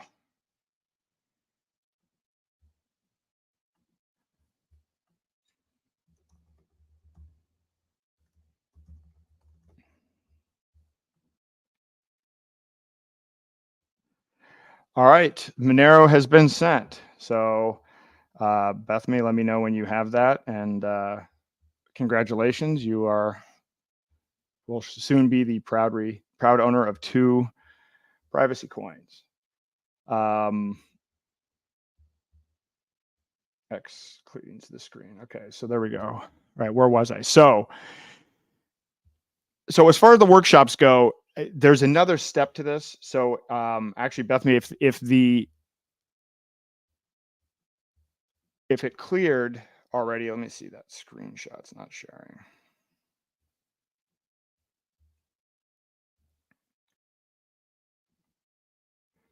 There's one more thing for you to test out with the Zano wallet that we can do on here. So if you, Bethany, if you have your Zano wallet open and you've received the Zano, there's a really cool thing that you can do. Yes, you add Litecoin and Ethereum the same way.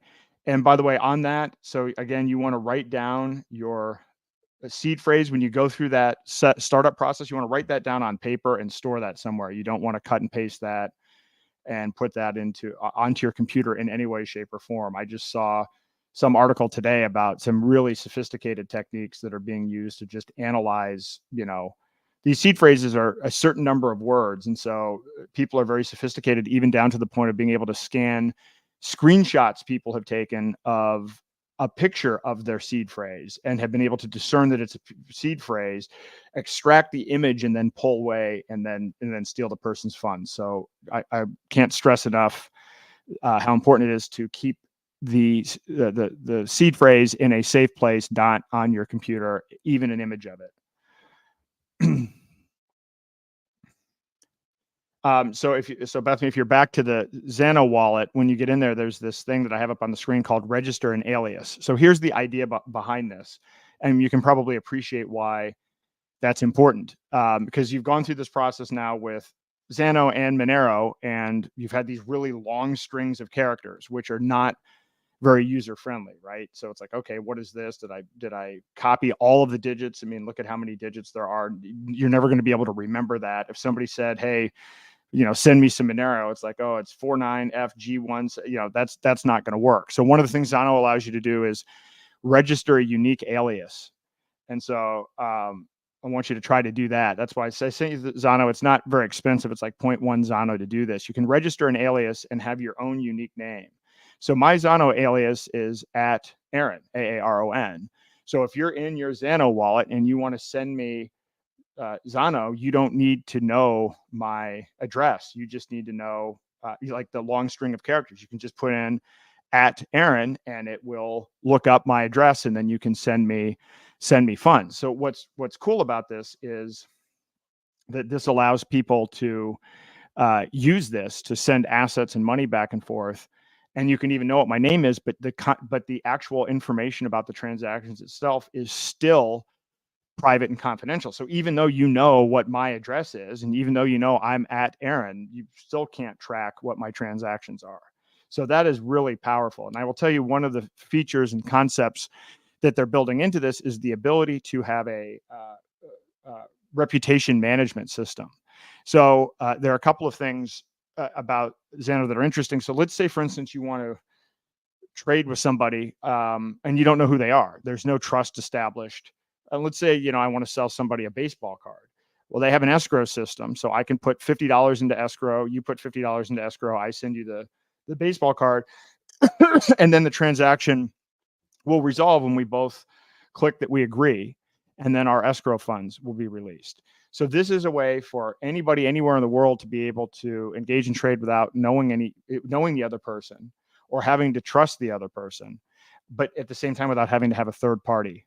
And that is an incredibly powerful feature. And if you take that feature and you add on to it the ability to have a reputation management system based on these aliases, this is a big leap forward in terms of when you think about why there are all of the middlemen in transactions, right? So if you think about our old model of the world, we're using these centralized databases that are hacked and can be manipulated.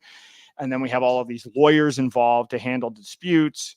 And, nobody reads the legal agreements. And then now we have a system that's based on people's reputations and where people don't even need to know or trust the other person, but can use escrow to still engage in a transaction and then begin to build up a reputation over time. So this is a phenomenal way to be able to trade anything. So I don't have anything more that I'm going to go through in terms, like, I'm not going to go through every one of these things. I'm going to explain what they are. And I'm not going to do this in the workshop either. I will explain what they are. And then you can always go to the link that I put in the notes. It's daylightfreedom.com. You go to the inform section. There's a link for alternative assets. And that will keep you up to date. And those are links to all of these resources, but I will touch on what they are and why I use them, because again, this is a list of things that I use. Would you be willing to grab my wallet? So I actually don't use Coinbase anymore. I don't use exchanges at all anymore, but when people are trying to get into crypto, Coinbase is unfortunately the only one left. Well, I mean, there are 4 left. It's the best one of exchanges. And exchange is just it's a place that you go. It's a centralized system where you can buy and sell and trade cryptocurrencies. And so here are the things that I will tell you about it. One, you have to go through an extensive KYC process now in order to use a centralized exchange. You are going to have to give your personal information. You're going to have to go through the thing where they take a picture of you, and you're going to have to, and they will analyze your transactions. So just know what you're getting into, and know everything just assume everything that you're doing there is going to be tracked. And I will say that there's also this process of, because a lot of people, I talked about the great taking earlier, people's 401ks are not safe. So people that are over 59 and a half, it makes absolute sense to start liquidating some of their 401k and moving into alternative assets, whether it's crypto, gold, or silver. But I mean, like, the process for this is it takes 2 to 3 weeks to get the check from your 401k. Then you have to deposit in the bank. Then you have to wait for it to clear the bank. Then you have to set up an account with an exchange, and then you have to fund the exchange account. And so this process, I mean, it can take like 3 weeks from the time you go to deciding that you want to use some of your 401k money to actually buy crypto. I'm just saying that as a warning so that you know in advance what the expectations are. But one thing that I absolutely have to stress, never leave any cryptocurrency on an exchange, ever. Almost every cryptocurrency in exchange, every cryptocurrency in history has failed. And they're fractional reserve. We don't know if they actually have the assets in reserve. The government is selling all of them. They can be hacked. So there's no upside to leaving your crypto there. And even if they claim that they're offering yield, the history of this suggests that the only people who benefit from leaving crypto on exchanges are hackers, the government, or lawyers. So please do not leave crypto on exchanges. But with that said, if you want to buy crypto to get it into your self-possession, I recommend Coinbase. But you cannot buy Monero or Zano at Coinbase. So you will have to buy some other coin, probably. I would recommend like a USDC, or, I mean, I don't like these things, but if it's just for the purpose of a transaction, use that, or Bitcoin Cash or Litecoin. And then what you use is, and what I have used is this service called Exolix. And this is a crypto exchange that has no KYC AML. So you don't have to go through any verification whatsoever. You don't even have to put in an email address. And you can trade from a wide variety of cryptocurrencies. There are usually some kind of limits at the transaction level. But I mean, it might be like $10,000, $20,000 at a time, but you can always do another transaction. So I've actually found this Exolix thing works pretty well. And my understanding is that actually Cake Wallet has Exolix integrated. And as soon as Zano is integrated, you will be able to buy from within the Cake Wallet. You will be able to buy crypto and then exchange it all within the Cake Wallet. But the point of this is to tell you what I'm doing now. And this is what I actually do now on a day-to-day basis. Then we have crypto.com. And the only reason I have crypto.com, and I'm going to tell you this is just this kind of an explanation for how all of this stuff changes. I used to use something called BitPay for years. For like 3 or 4 years, I used BitPay. I had a BitPay debit card, and I would predominantly use Bitcoin Cash. And I liked it. It was great. I had no issues with it. And then all of a sudden, out of the blue in 2022, I got a notice with like 7 days warning that they severed the relationship with their partner for the debit card. And that was it. I had to get all my funds off in 7 days, or it's over. So that's not great when you have recurring charges and everything else.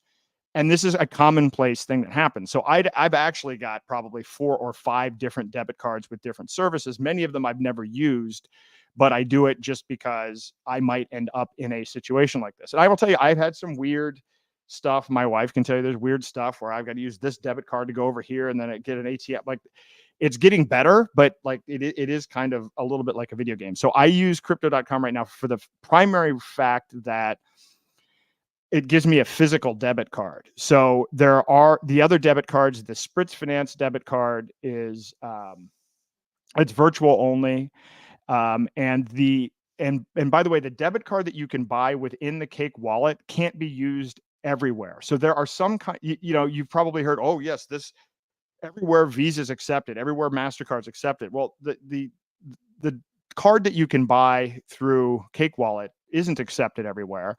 And it's not entirely clear up front what all of the rules are on that. Now, with that said, it also doesn't have a huge KYC process. And so there are some advantages and disadvantages to that. So like plan accordingly. So know if you're using stuff that's tracked, just know that that's tracked and that a certain percentage of your transactions are going to go through a KYC process and are going to be completely tracked, and that others are not, and that those that aren't are probably going to be a little bit more time consuming to go through. So that's crypto.com. There's Spritz Finance. I use Goldbacks as well, which I mentioned earlier.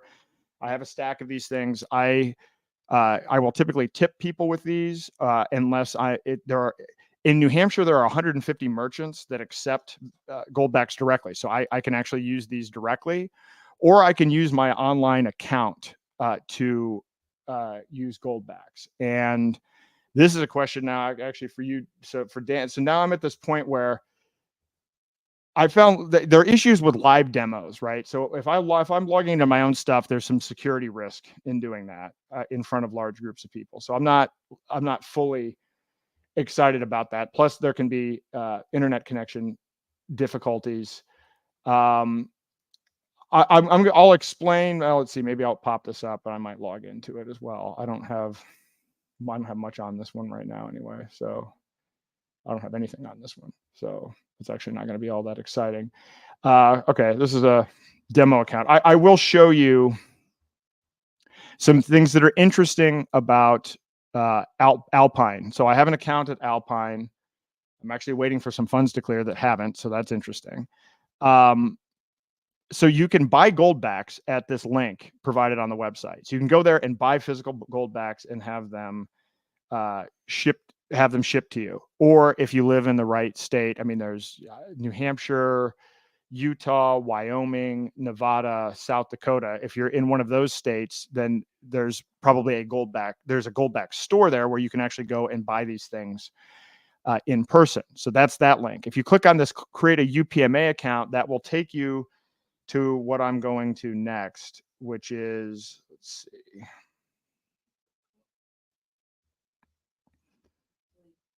Okay. All right, so here's UPMA. I'm waiting to fund this account, but let me show you what you can do. When you set up a UPMA account is essentially it is an account at it is kind of at a bank, but it's a bank that is a gold and silver only bank that's located in Utah. So Utah was the first state in 2011 to make gold and silver legal tender, and so the Alpine company that sells these gold backs on the state by state basis, literally in the same building, one floor above or below UPMA, the bank that actually vaults all of these precious metals and runs these accounts. And so, just by way of a little background, when you set up a UPMA account, right out of the bat, it's set up as a trust. So it has all of the legal protection of a trust, which is better than nothing. Although I can tell you from other experiences, trusts can be pierced. So I'm very much a self-custody person. So I don't, as you will even see here, I don't leave much of anything on anything that's centralized. And whatever I do put there, I assume I'm going to lose it or that it's going to be tracked. With that said, there are some times when you need to do things. And so I have a lot of things set up as a contingency. So what I can do here is I can deposit, I can, excuse me, let me see if this is the right, I can deposit funds into this account. So I can buy gold, for instance, if I want to buy 20, I can actually set up an ACH account, or I can buy one time, and you can pick which way you want to do it. If you want to use a wire or a check or a credit card or a debit card or a bank transfer ACH. Now, what I am working on right now, because I have the ability to walk into the Goldback store and give them cash and have that actually credit my account. So I can go into the Goldback store with cash and buy my precious metals and have that actually on my account so I can spend it online.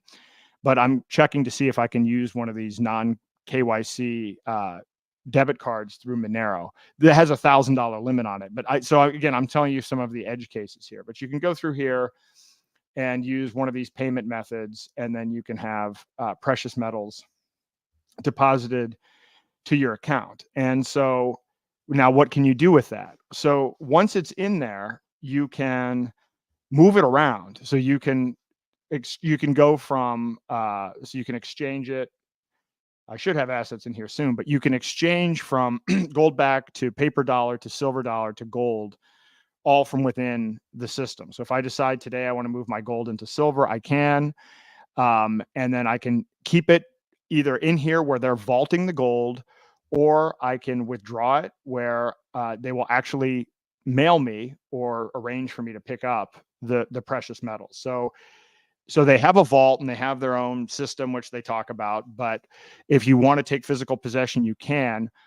But if you want to shop, you can as well. So here are, you can actually see some of the merchants. What's going on with this merchant directory right now? Hold on. Well, that's weird. That's not usually. This is why I don't like to do live demos. There are 2,000 stores where you can actually use your online gold backs, gold and silver. Now, I actually have never done that. And there's a reason that I will tell you that I haven't done that, which is, all right, so I'm waiting for the deposit there. So again, I believe in self-custody. The one thing that I've actually I've used this for is I have taken some gold and silver and put it onto a debit card. So I do have another debit card, which is this, which is tied to gold and silver. So I can keep my value in gold, silver, or gold backs, and then if I need to use make a purchase using fiat, I can then transfer it to this card. So again, I don't use this stuff often. I use gold backs in person, and then I will, as needed on a transaction basis, usually because it's here in New Hampshire, I will actually take physical metals to gold back, and then if I need to, and then transfer it to a debit card. But I take a very extreme position on this, and there's no need to take as an extreme of a position as I do, because again, we do have time. So, they're moving up the tyranny index, we're moving up the freedom index. And so I'm trying to be as far ahead of the curve and try to push as much of my stuff to self-custody and direct peer-to-peer. The other thing is what I am talking to them about, to the Alpine people about, is using Zano, because when I logged into this, going back to this database analogy, when I use this is a centralized database. This isn't even tokenized. This is just, I don't know what technology they're using, but it's probably a Microsoft or an Oracle database. So this has all of the problems. This system could be hacked. This system can be tracked and monitored, and you have all of the problems that can happen to this that can happen to any other database. What I'm talking to them about is what they really need is a system where I can buy gold backs, and then I can take these gold backs and I can give this to my barber. I can give this to whoever when I'm buying things around town. And once they have this in their possession, this isn't tracked. This is real money. This is like cash. But when I'm online in this system, all of this stuff is tracked. So this will explain to you one of the reasons I'm so excited about Zano. Imagine where instead of this system that I'm logged into here, you actually have a privacy token that is backed by a gold back. So now we can trade. I can buy and sell things using a privacy coin, a privacy token that is backed by these precious metals. And then if I needed to redeem for physical metals, then that's a touch point where I might have to KYC myself, depending on the volume or not, depending upon what the rules are. But for the most part, most of my transactions will be able to take place privately using a privacy token. So I've been talking to them about it. So this is part of why I haven't actually used the online shopping thing, because I don't want to use a centralized database. I want to use a privacy token. But I'm pointing all this out because depending on where you are kind of on the risk profile, this is an interesting opportunity. I mean, you can ACH and wire funds directly from your bank account into this.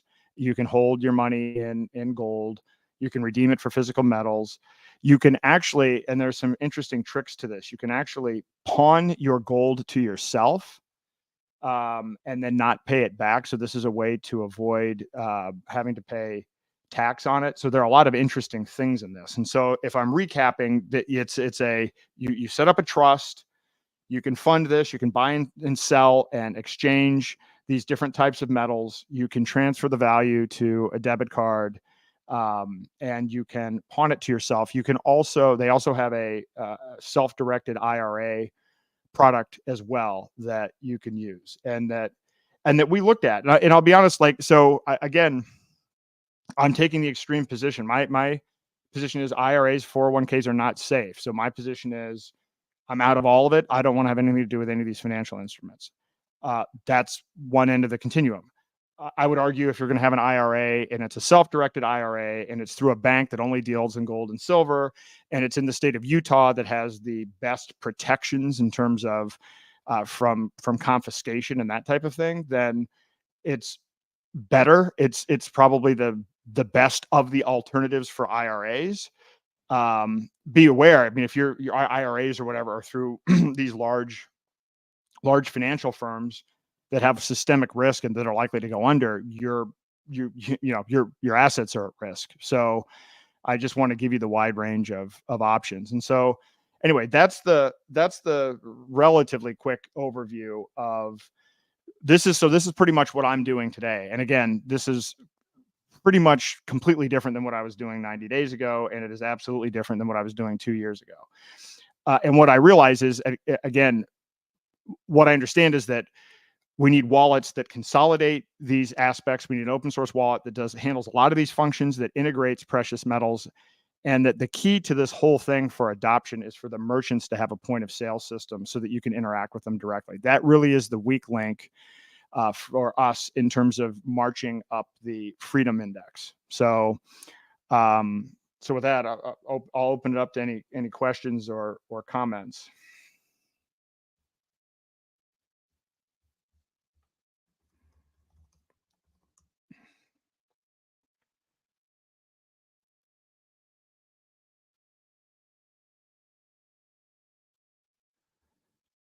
Oh, we got Dan, you got nothing. You look tired. You tired? Well, I like the goldbacks aspect of it, the UPMA. I'm looking at the diagram that you got there and how you can fund this, and that's kind of interesting. I was looking at that, and as far as the Zano wallet goes and the Cake wallet goes, they're great. Everything's been pretty quick, pretty easy to use. I didn't jump in on that little contest before because I already had a wallet, so I didn't think that would be fair. Yep. But I've been watching all night. You've been really covering a lot of stuff, and I've been, absorbing as much as I can here. Good stuff. Well, and I'm trying to find out, and part of this is, so I'm new to even using a lot of these tools. So Xlix, I've used Xlix now for 6 weeks. I've used Cake Wallet for about the same period of time. I don't use Coinbase anymore, but I've helped others. So I've used Spritz, but I use it infrequently because again, I've moved kind of out of the system, but I have used it, and I know that people are going to have to transition. And I know that the number one question that I get from people is first of all, I want to put some context because for those of you that are watching this, that if you're already in crypto, you're probably like, oh, you may already know all this stuff or whatever, but 95% of Americans have never bought anything with crypto at all. And before I started doing workshops, when I was just talking to people about the content of my book and the threat of CBDCs, I would hear that people didn't even know you could use it to buy something. And then, so that was kind of a novel idea. And then once they thought about that, but then it immediately came to, well, yeah, but this will never take off because how am I going to put gas in my car? How am I going to pay my electric bill? Those are the ones that always come up. And so the truth is there's an answer for that. And you can do that. You can do that using Spritz. It is not, again, it's KYC. You're not outside of the system, but of course, remember at this point, if you're dealing with large corporations, they're obviously going to have a record of whatever your transactions are anyway. So there's a whole other separate conversation about who to even buy from. I'm moving towards away from all, big box retailers. In fact, I wish I could do it completely. I'm hypocritical. I'm sitting here using a Mac and I'm using, a Samsung monitor. So as much as I'd like to fully boycott the WEF, there's kind of like a dual thing going on in my mind. There's part of me that is experimenting and using decentralized tech and all of this other stuff that can work without the internet and everything else. But that's not, if you're going to try to educate people and move people away, you can't use those because the only people that are using those are the people that are already in it. And so then you and 10 of your friends have this decentralized system and it doesn't really help. So you kind of have this cognitive dissonance thing going where you've got two worlds going on at the same time. So I still use these things, but I do actually try to boycott WEF partner companies as much as I can. And the reason for that is, and I didn't talk about it here, I'll talk about it in the workshop, but the people that are behind the technocracy movement are the large multinational corporations. And when you think about the WEF and Klaus Schwab, you have to understand there are 1,000 partner companies that are part of the WEF. And when you go through and you look at that list, a lot of things will start to make sense. And so when you see who MasterCard is partnered with to track carbon, well, lo and behold, most of them are WEF partner companies. And then when you see the WEF influence on the UN and even on things like, pushing and promoting, pronouns and bios and everything else, it's actually pretty insidious how all of this links together in terms of the WEF agenda actually pushing the corporate agenda. You'd think it's the other way around. Like, I was always confused. Why are these Fortune 500 companies requiring people to put pronouns in their name? And it turns out they were the ones actually pushing it. They pushed it through the UN, through the WEF. It's wild how some of this stuff comes out. Like, I spend way more time. I don't have that much time to do this anymore, but I used to spend a lot of time saying, all right, how did this trend happen? Like, so just sitting down with it, where did the pronoun thing come from? That was never a thing. And then all of a sudden it was a thing. Well, it didn't organically emerge. It was pushed, and it was intentional. And there were specific people and specific groups and specific marketing. And it even happened at the level of the UN. So this is a little off topic, but I used to live in Bedford, New Hampshire, and the public school there, they had adopted this UN curriculum, International Baccalaureate curriculum. So I didn't end up sending my kids there. And so, but I ended up looking at, well, what's the history of this? And it turns out since 2014, they had introduced this pronoun concept through the International Baccalaureate program through the UN in the United States in public schools. So this stuff gets wild. And so I'm a big proponent. But with that said, crypto.com, I am reducing my use of crypto. I'm only using crypto.com because I can't use BitPay anymore. So I use this very sparingly, but they were, I don't think they're a partner company, but they did something with the WEF. So I'm like, all right, I'm out on that. I'm transitioning off from that. So, but these are the kinds of decisions that we can start to make. These little decisions that we make 35,000 of every day add up. So just changing one thing here and there and starting to use local merchants and starting to do peer-to-peer, it does add up. And this is a long game. Hopefully we've got more time, because I think if you look at that tyranny index, they really are a lot further than most people think. When I give this talk and when I present this information, most people aren't aware of how much tracking goes into the existing system, how much programming there is with the existing system. They don't realize that most of the things that they worry about with CBDCs are already actively going on today.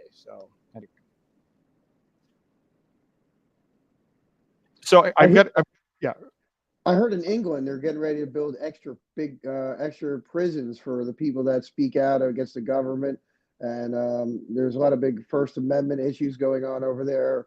So the social credit score aspect of the CBDC is probably one of the scariest parts of it.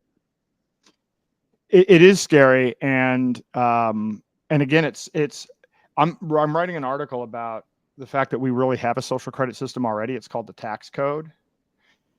Even things like 401ks, or I'm even taking the 17 Sustainable Development Goals and looking at, okay, well, look, we give tax credits for companies like Solyndra.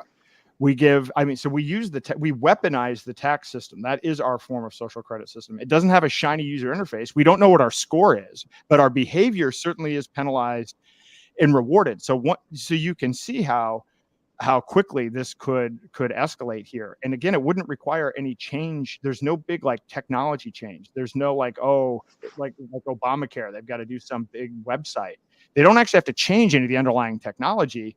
Congress just has to decide they want to implement this type of measurement. And if you look at what happened to Dr. Mercola, and when we had the technical difficulty at the beginning, I replayed that Nick Fuentes quip, and I played it because this guy's gotten shut down from 5 different bank accounts, as did Kanye West, for political speech. No one was ever charged for a crime. He still can't get banking services. As he said later in one of these things, he can't even sell hats. He's trying to sell hats now, and he can't get a credit card processor.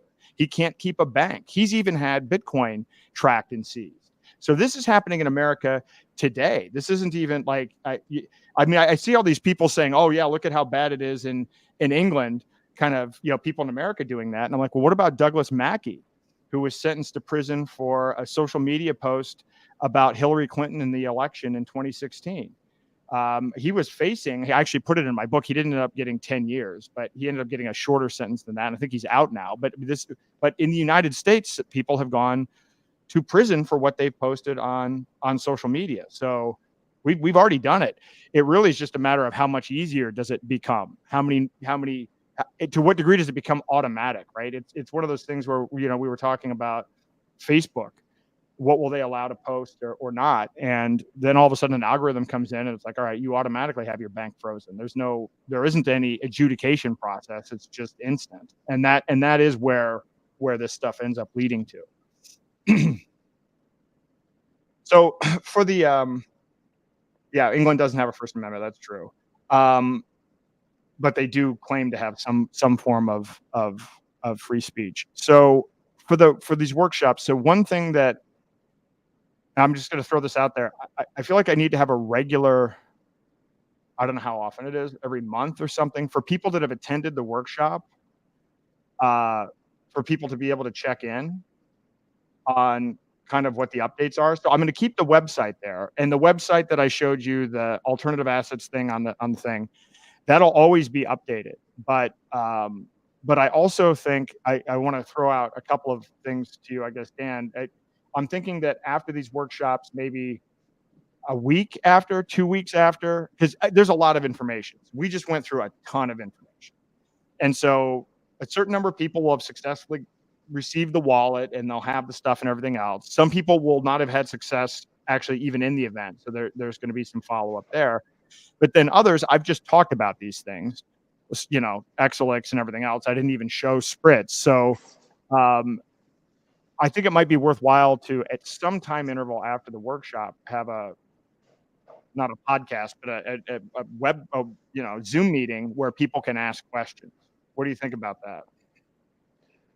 Yeah, that's a great idea to even form possibly even a little community where the people can help each other on how to get on board local communities where the workshops are going on. Yeah, I think that's a great idea, because I want to keep the momentum going. I know it's a lot of information, and I know, so to me, it's a big milestone for people to just get the first crypto. Then the other next milestone is making your first purchase with crypto. Like that is a real, like, I can't tell you, it's a barrier. Again, like I go through this, it's like, okay, yeah, I read the book. Okay, they believe, they read the book, then they do their own research, and they're like, okay, the CBDC threat is real. The social credit thing, this is real. And then they look at, these elections and they're like, yeah, we're not voting our way out. So, all right, I'm ready to take that first step.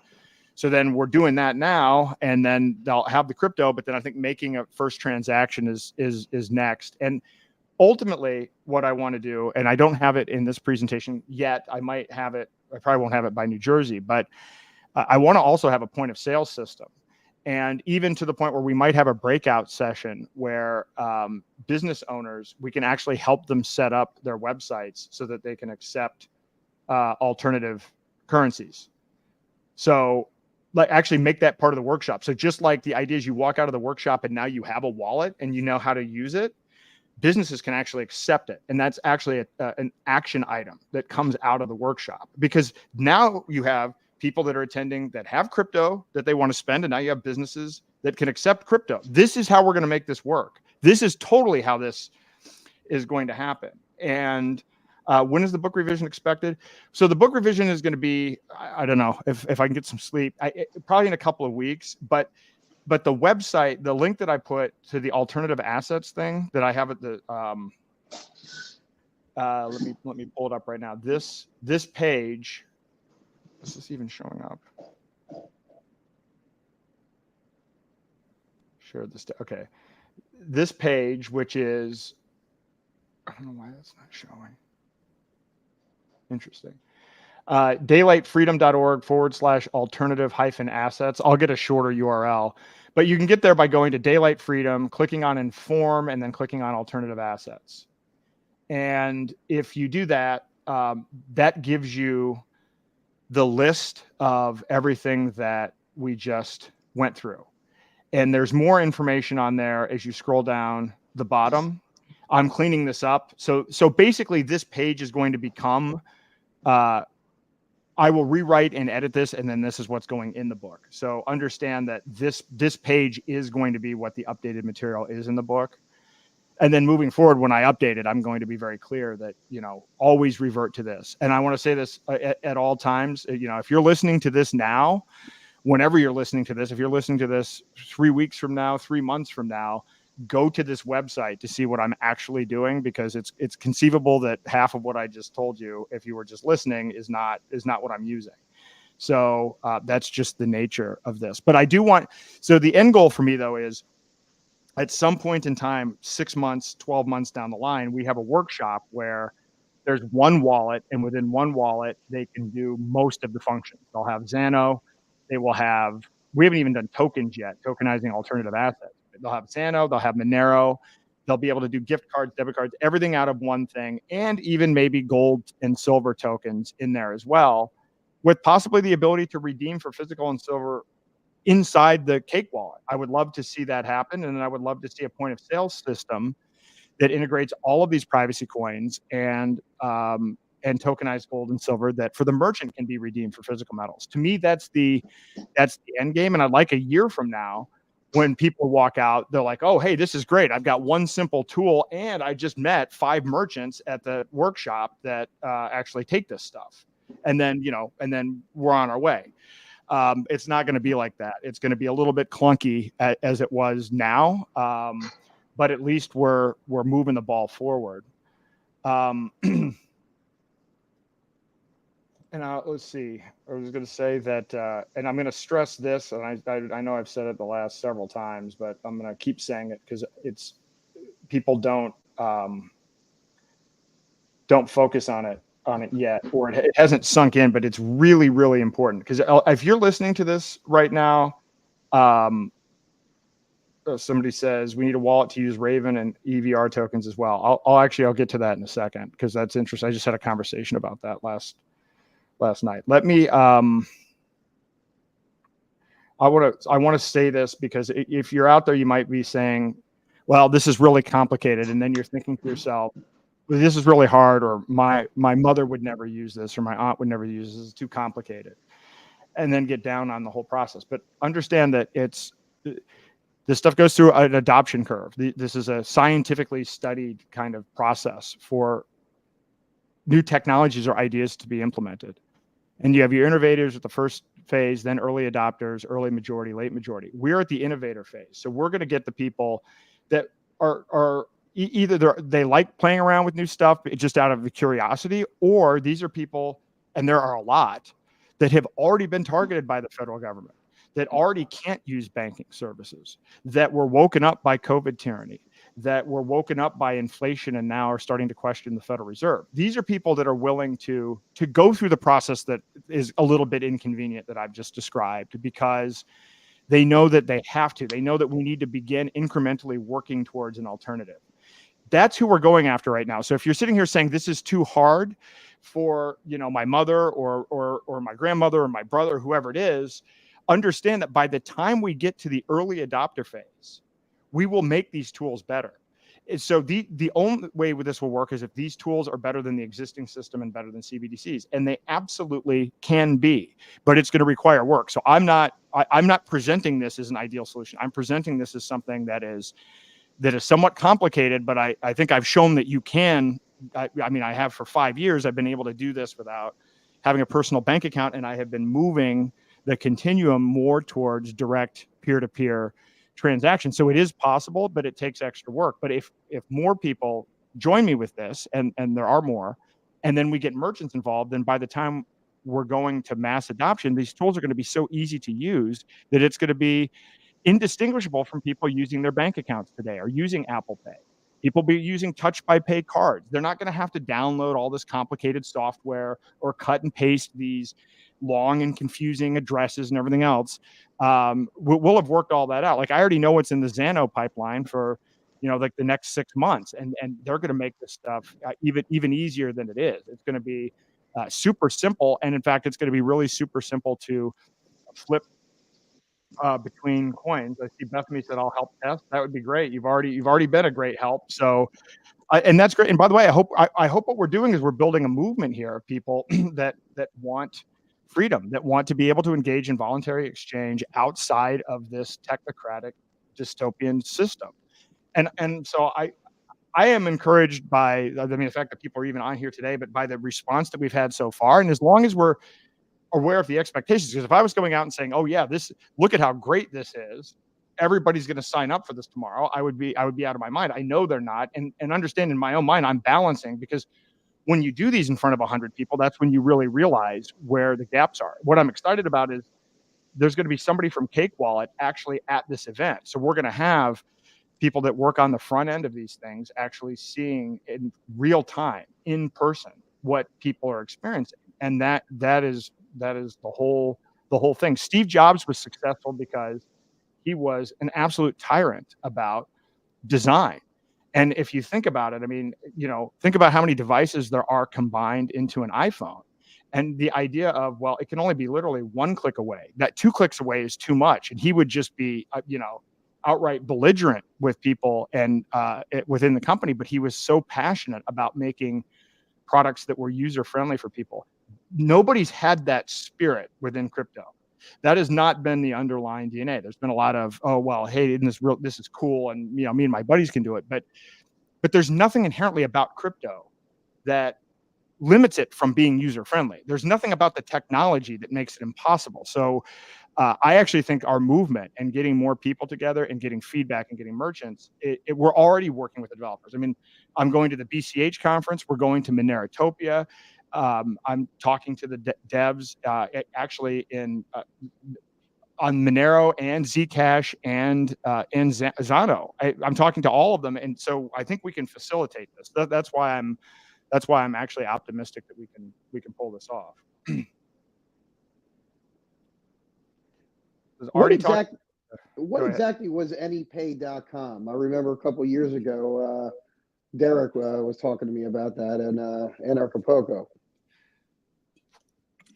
So I used AnyPay back in 2019. In fact, I see somebody in the chats like we need that wallet to use Ravencoin and Evermore. I got Derek to implement Ravencoin on AnyPay. AnyPay is a point of sale system that works with multiple cryptocurrencies, and it was a really good point of sale system. And New Hampshire had huge adoption. We had in Portsmouth and in Keene, we had a number of restaurants and merchants that took multiple cryptocurrencies and used AnyPay. And this kind of highlights what's going on here. So Ian Freeman, who, if you all don't know him, he's just Liberty icon for decades, and started Free Talk Live with Mark Edge. And he's been spreading peace and freedom and cryptocurrencies for decades. And he first aired a segment about Bitcoin in 2010. And so, in fact, he introduced Roger Ver to Bitcoin. And so he set up a whole bunch of merchants. Well, anyway, he was raided by the FBI. And so a lot of my friends and people that I know were raided along with that. And I think they went after Derek as well. And Steven, the creators of AnyPay, they knocked on the door. As I understand, they knocked on the door but didn't have a warrant. So those guys left.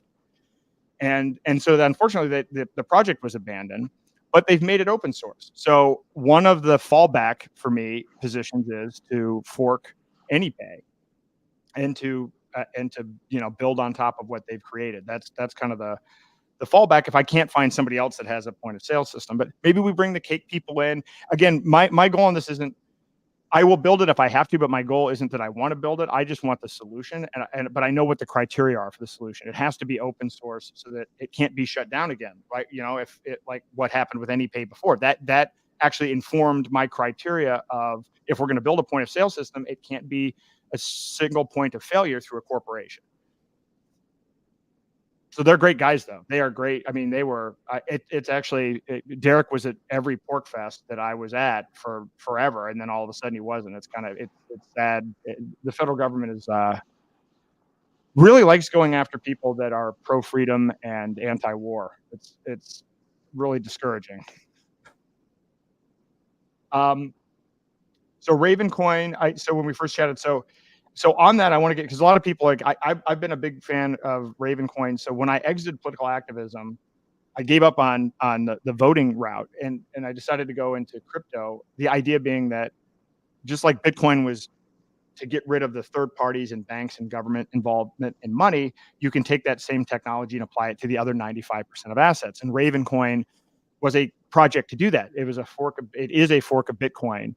And it's actually a really cool project. You can create tokens really easy without smart contracts. It's very fast and cheap to use, like a fraction of a penny to send. The issue that it has, or so if people are like, well, why aren't you talking about Ravencoin right now?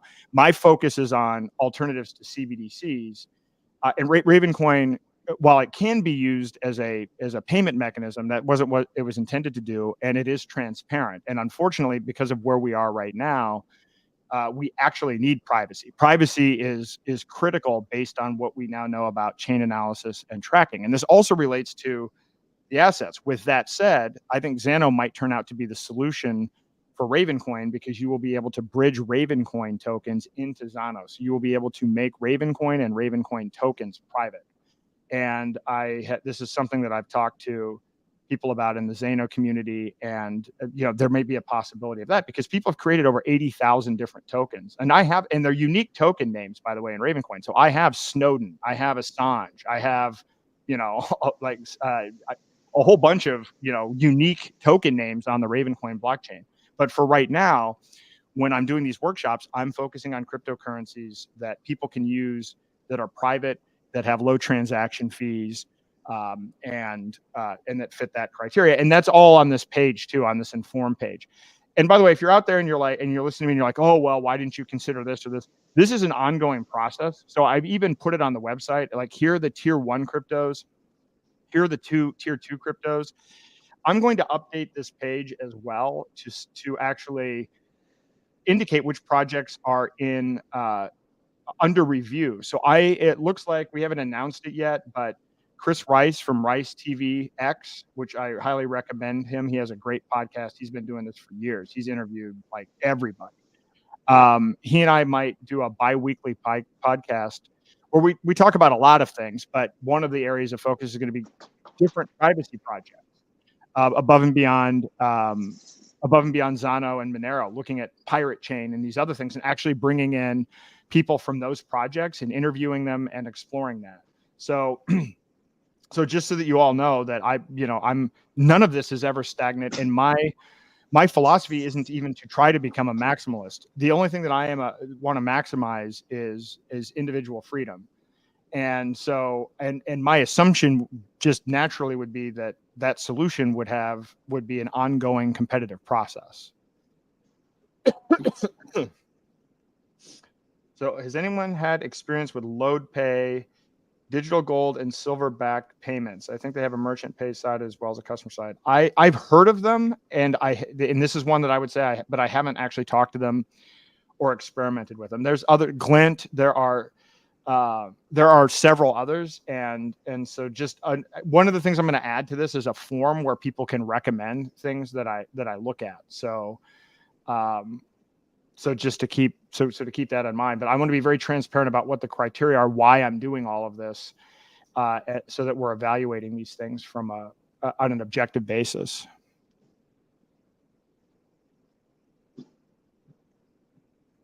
Let's see. All right.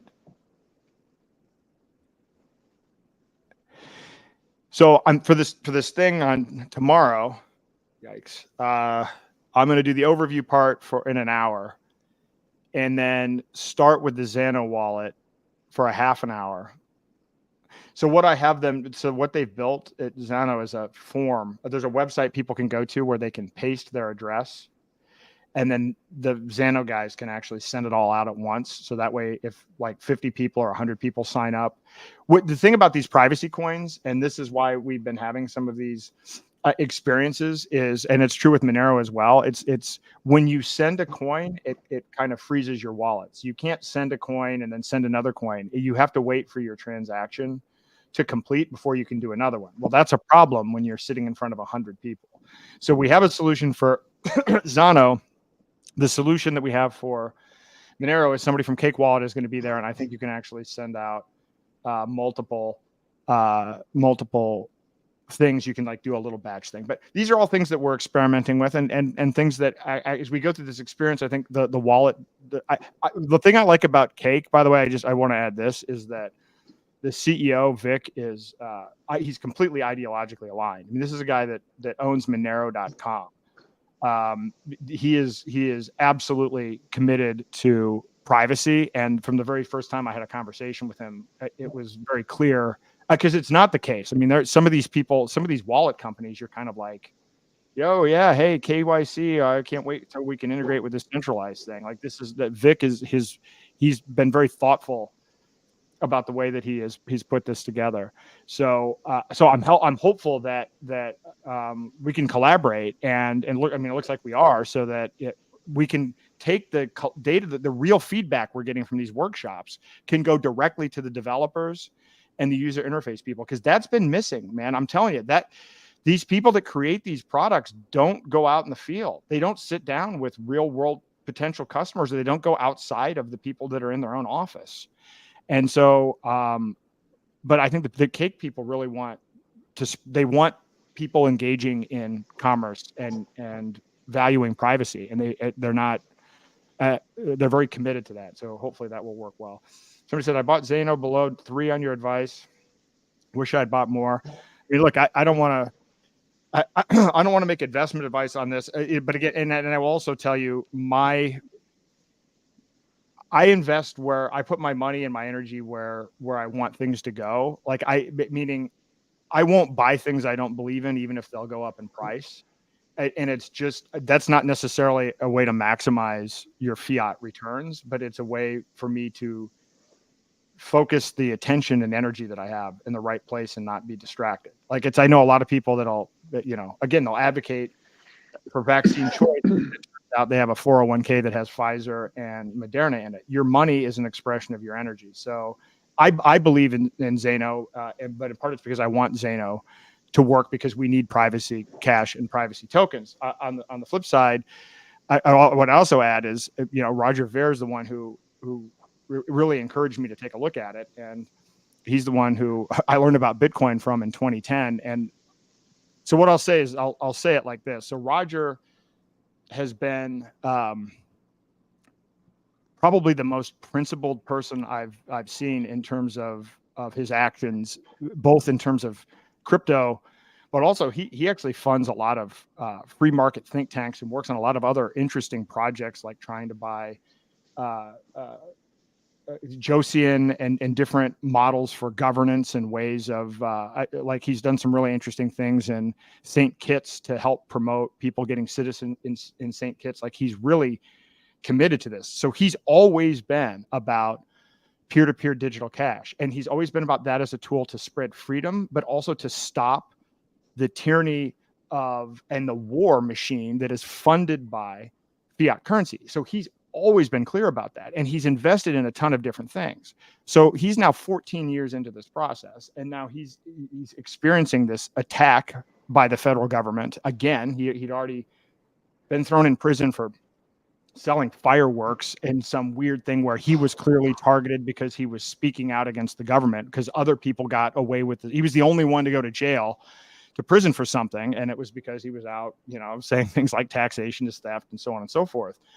But Roger he told me, he's like, this is, you really should look at this. I'm very, very interested in this. And well, why would he be interested in this? Well, he's always been for peer-to-peer cash, and they're going after his transaction using chain analysis from a decade ago. And that is, it's anti-freedom. What they're doing in this, I'm not going to belabor his case, but his case is complete bullshit what they're doing to him. They want to make an example of him because He was one of the most effective people at spreading the liberty message of Bitcoin. And then he learned that Bitcoin was hijacked, or he was there when Bitcoin was hijacked.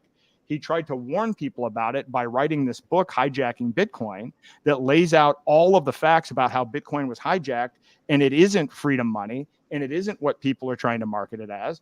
And 3 weeks after he does that, he gets thrown in prison in Spain, in the same place that John McAfee was thrown in prison.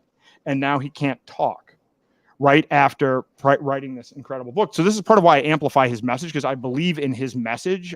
And he's been consistent about his message. So the fact that he's as excited about this is what caused me to actually spend the time to look at it. And then when I did my own research, I'm like, wow, this solves a lot of the Ravencoin problems. This solves a lot of the Bitcoin problems, and has some other factors into it that I'd never even contemplated before. But do your own research, and but it's got like a minuscule market cap. The market cap's like under $100 million. So this thing is only at the very beginning of its development. So I am personally interested and invested in it. So that's what I'll say about that. So yeah, that's it. I mean, we're building a movement. This really is a movement. I'm hoping that at the end of this, and I enjoy doing these things. Meeting the people are great, and these events are great. I'm really looking forward to the one in New Jersey just because it's Dan, and I know he puts together a great thing. But this is a real community of people that are on the cutting edge. And by the way, this is difficult. You know, you might think that one thing I've been stunned about, and even talking to Dan about this. I mean, there are a lot of libertarians that are unfamiliar with crypto, and most people are unaware of CBDCs. There's so much that is in here. This is why it has to be a 4-hour workshop. You'd be like, well, can't you get this down to more? People like, can't you make it shorter? I'm like, if I make it shorter, I guarantee you, people will walk away with, oh, well, they have already judged in their mind a whole set of things, and if you don't lay out the whole thing, then it won't make any sense. I mean, it could be 40 hours, but I know that's unreasonable. But 4 hours is necessary to drill all of the basics, but it's tough to get those initial people. But I'm not offended if people don't engage now. And again, I want to say that this whole innovators in these different stages, this is really important. So I don't want to be on mainstream news. There's some people like, why isn't this on Fox News right now? Or why isn't this on CNN? And I don't want it to be, because if it was, the reaction, I would be dealing with so many negative reactions based on this quote. Audience presented with a theory 1 level above their understanding, they find it inspiring. When it's 2 levels above their comprehension, they fall asleep. At 3 levels, they become angry. And at 4 levels, they want to kill the presenter.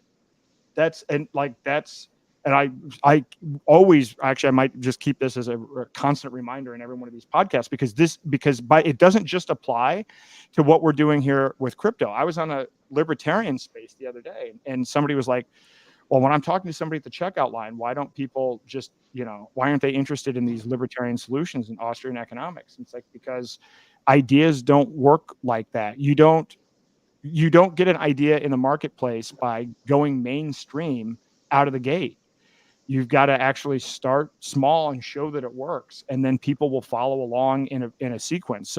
So it's so refreshing when you take this outlook, because you're not trying to convince everybody, but at the same time, you also know, because if you're compassionate and your goal is you actually want to see a freer place with less violence, then there are some people might look at it as, oh, well, this is just going to be something it's not going to be for the elite. It's something that has to go through stages before it gets to everyone else. So those people aren't going to get left behind. They're just not going to be the ones that are involved in it early, but it'll get to them. We just have to focus on those 2.5 and not get distracted by people that you could spend 16 hours talking to them, and at the end you're not going to convince them anyway, and then you walk away from that. It's like, oh yeah, this is real, this is frustrating. You could have spent that 16 hours onboarding 50 people that are already at the innovator stage, people that are already ready to hear your message, people that are ready for the solution. And the reason I'm doing the workshop like this, so the solution part of this, showing people the wallets, showing people how to pay bills and everything else, everybody wants a solution. People are sick of doom. I mean, all we have is doom. Everything is doom. There isn't, frankly, a lot of good news, because there isn't a lot of good news. But the last thing I want to do is go and spread more doom and then not provide solutions. There are solutions. We can create the solutions, and this is one. So I would say just apply this, but apply this concept, because this concept of adoption through these phases, this has been studied scientifically. I was funny. I was in another chat with somebody in Liberty that actually it independently has been promoting that this is an approach to take with Liberty, and not to be discouraged. So I know this is going a long time for sleep.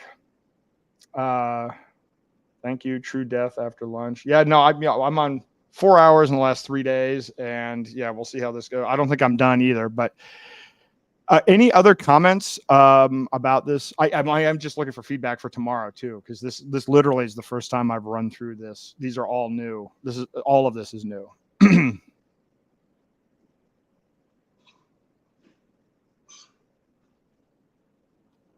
No? Okay. Well, hey, we ended up getting 536. I mean, we ended up getting some better numbers. It started out bad. I've got to work on something that with when this thing launches, because it's just not.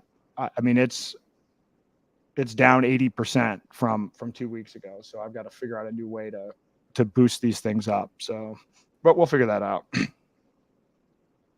All right. Well, if there isn't anything else, then I guess we'll call it a night. And I appreciate everybody spending all the time and also dealing with all of the technical snafus that we had. And as always, I'm accessible. If you've got any comments or if anything comes up after the fact, just send me a note. I'm here. I'm accessible, and I'm committed to making this work.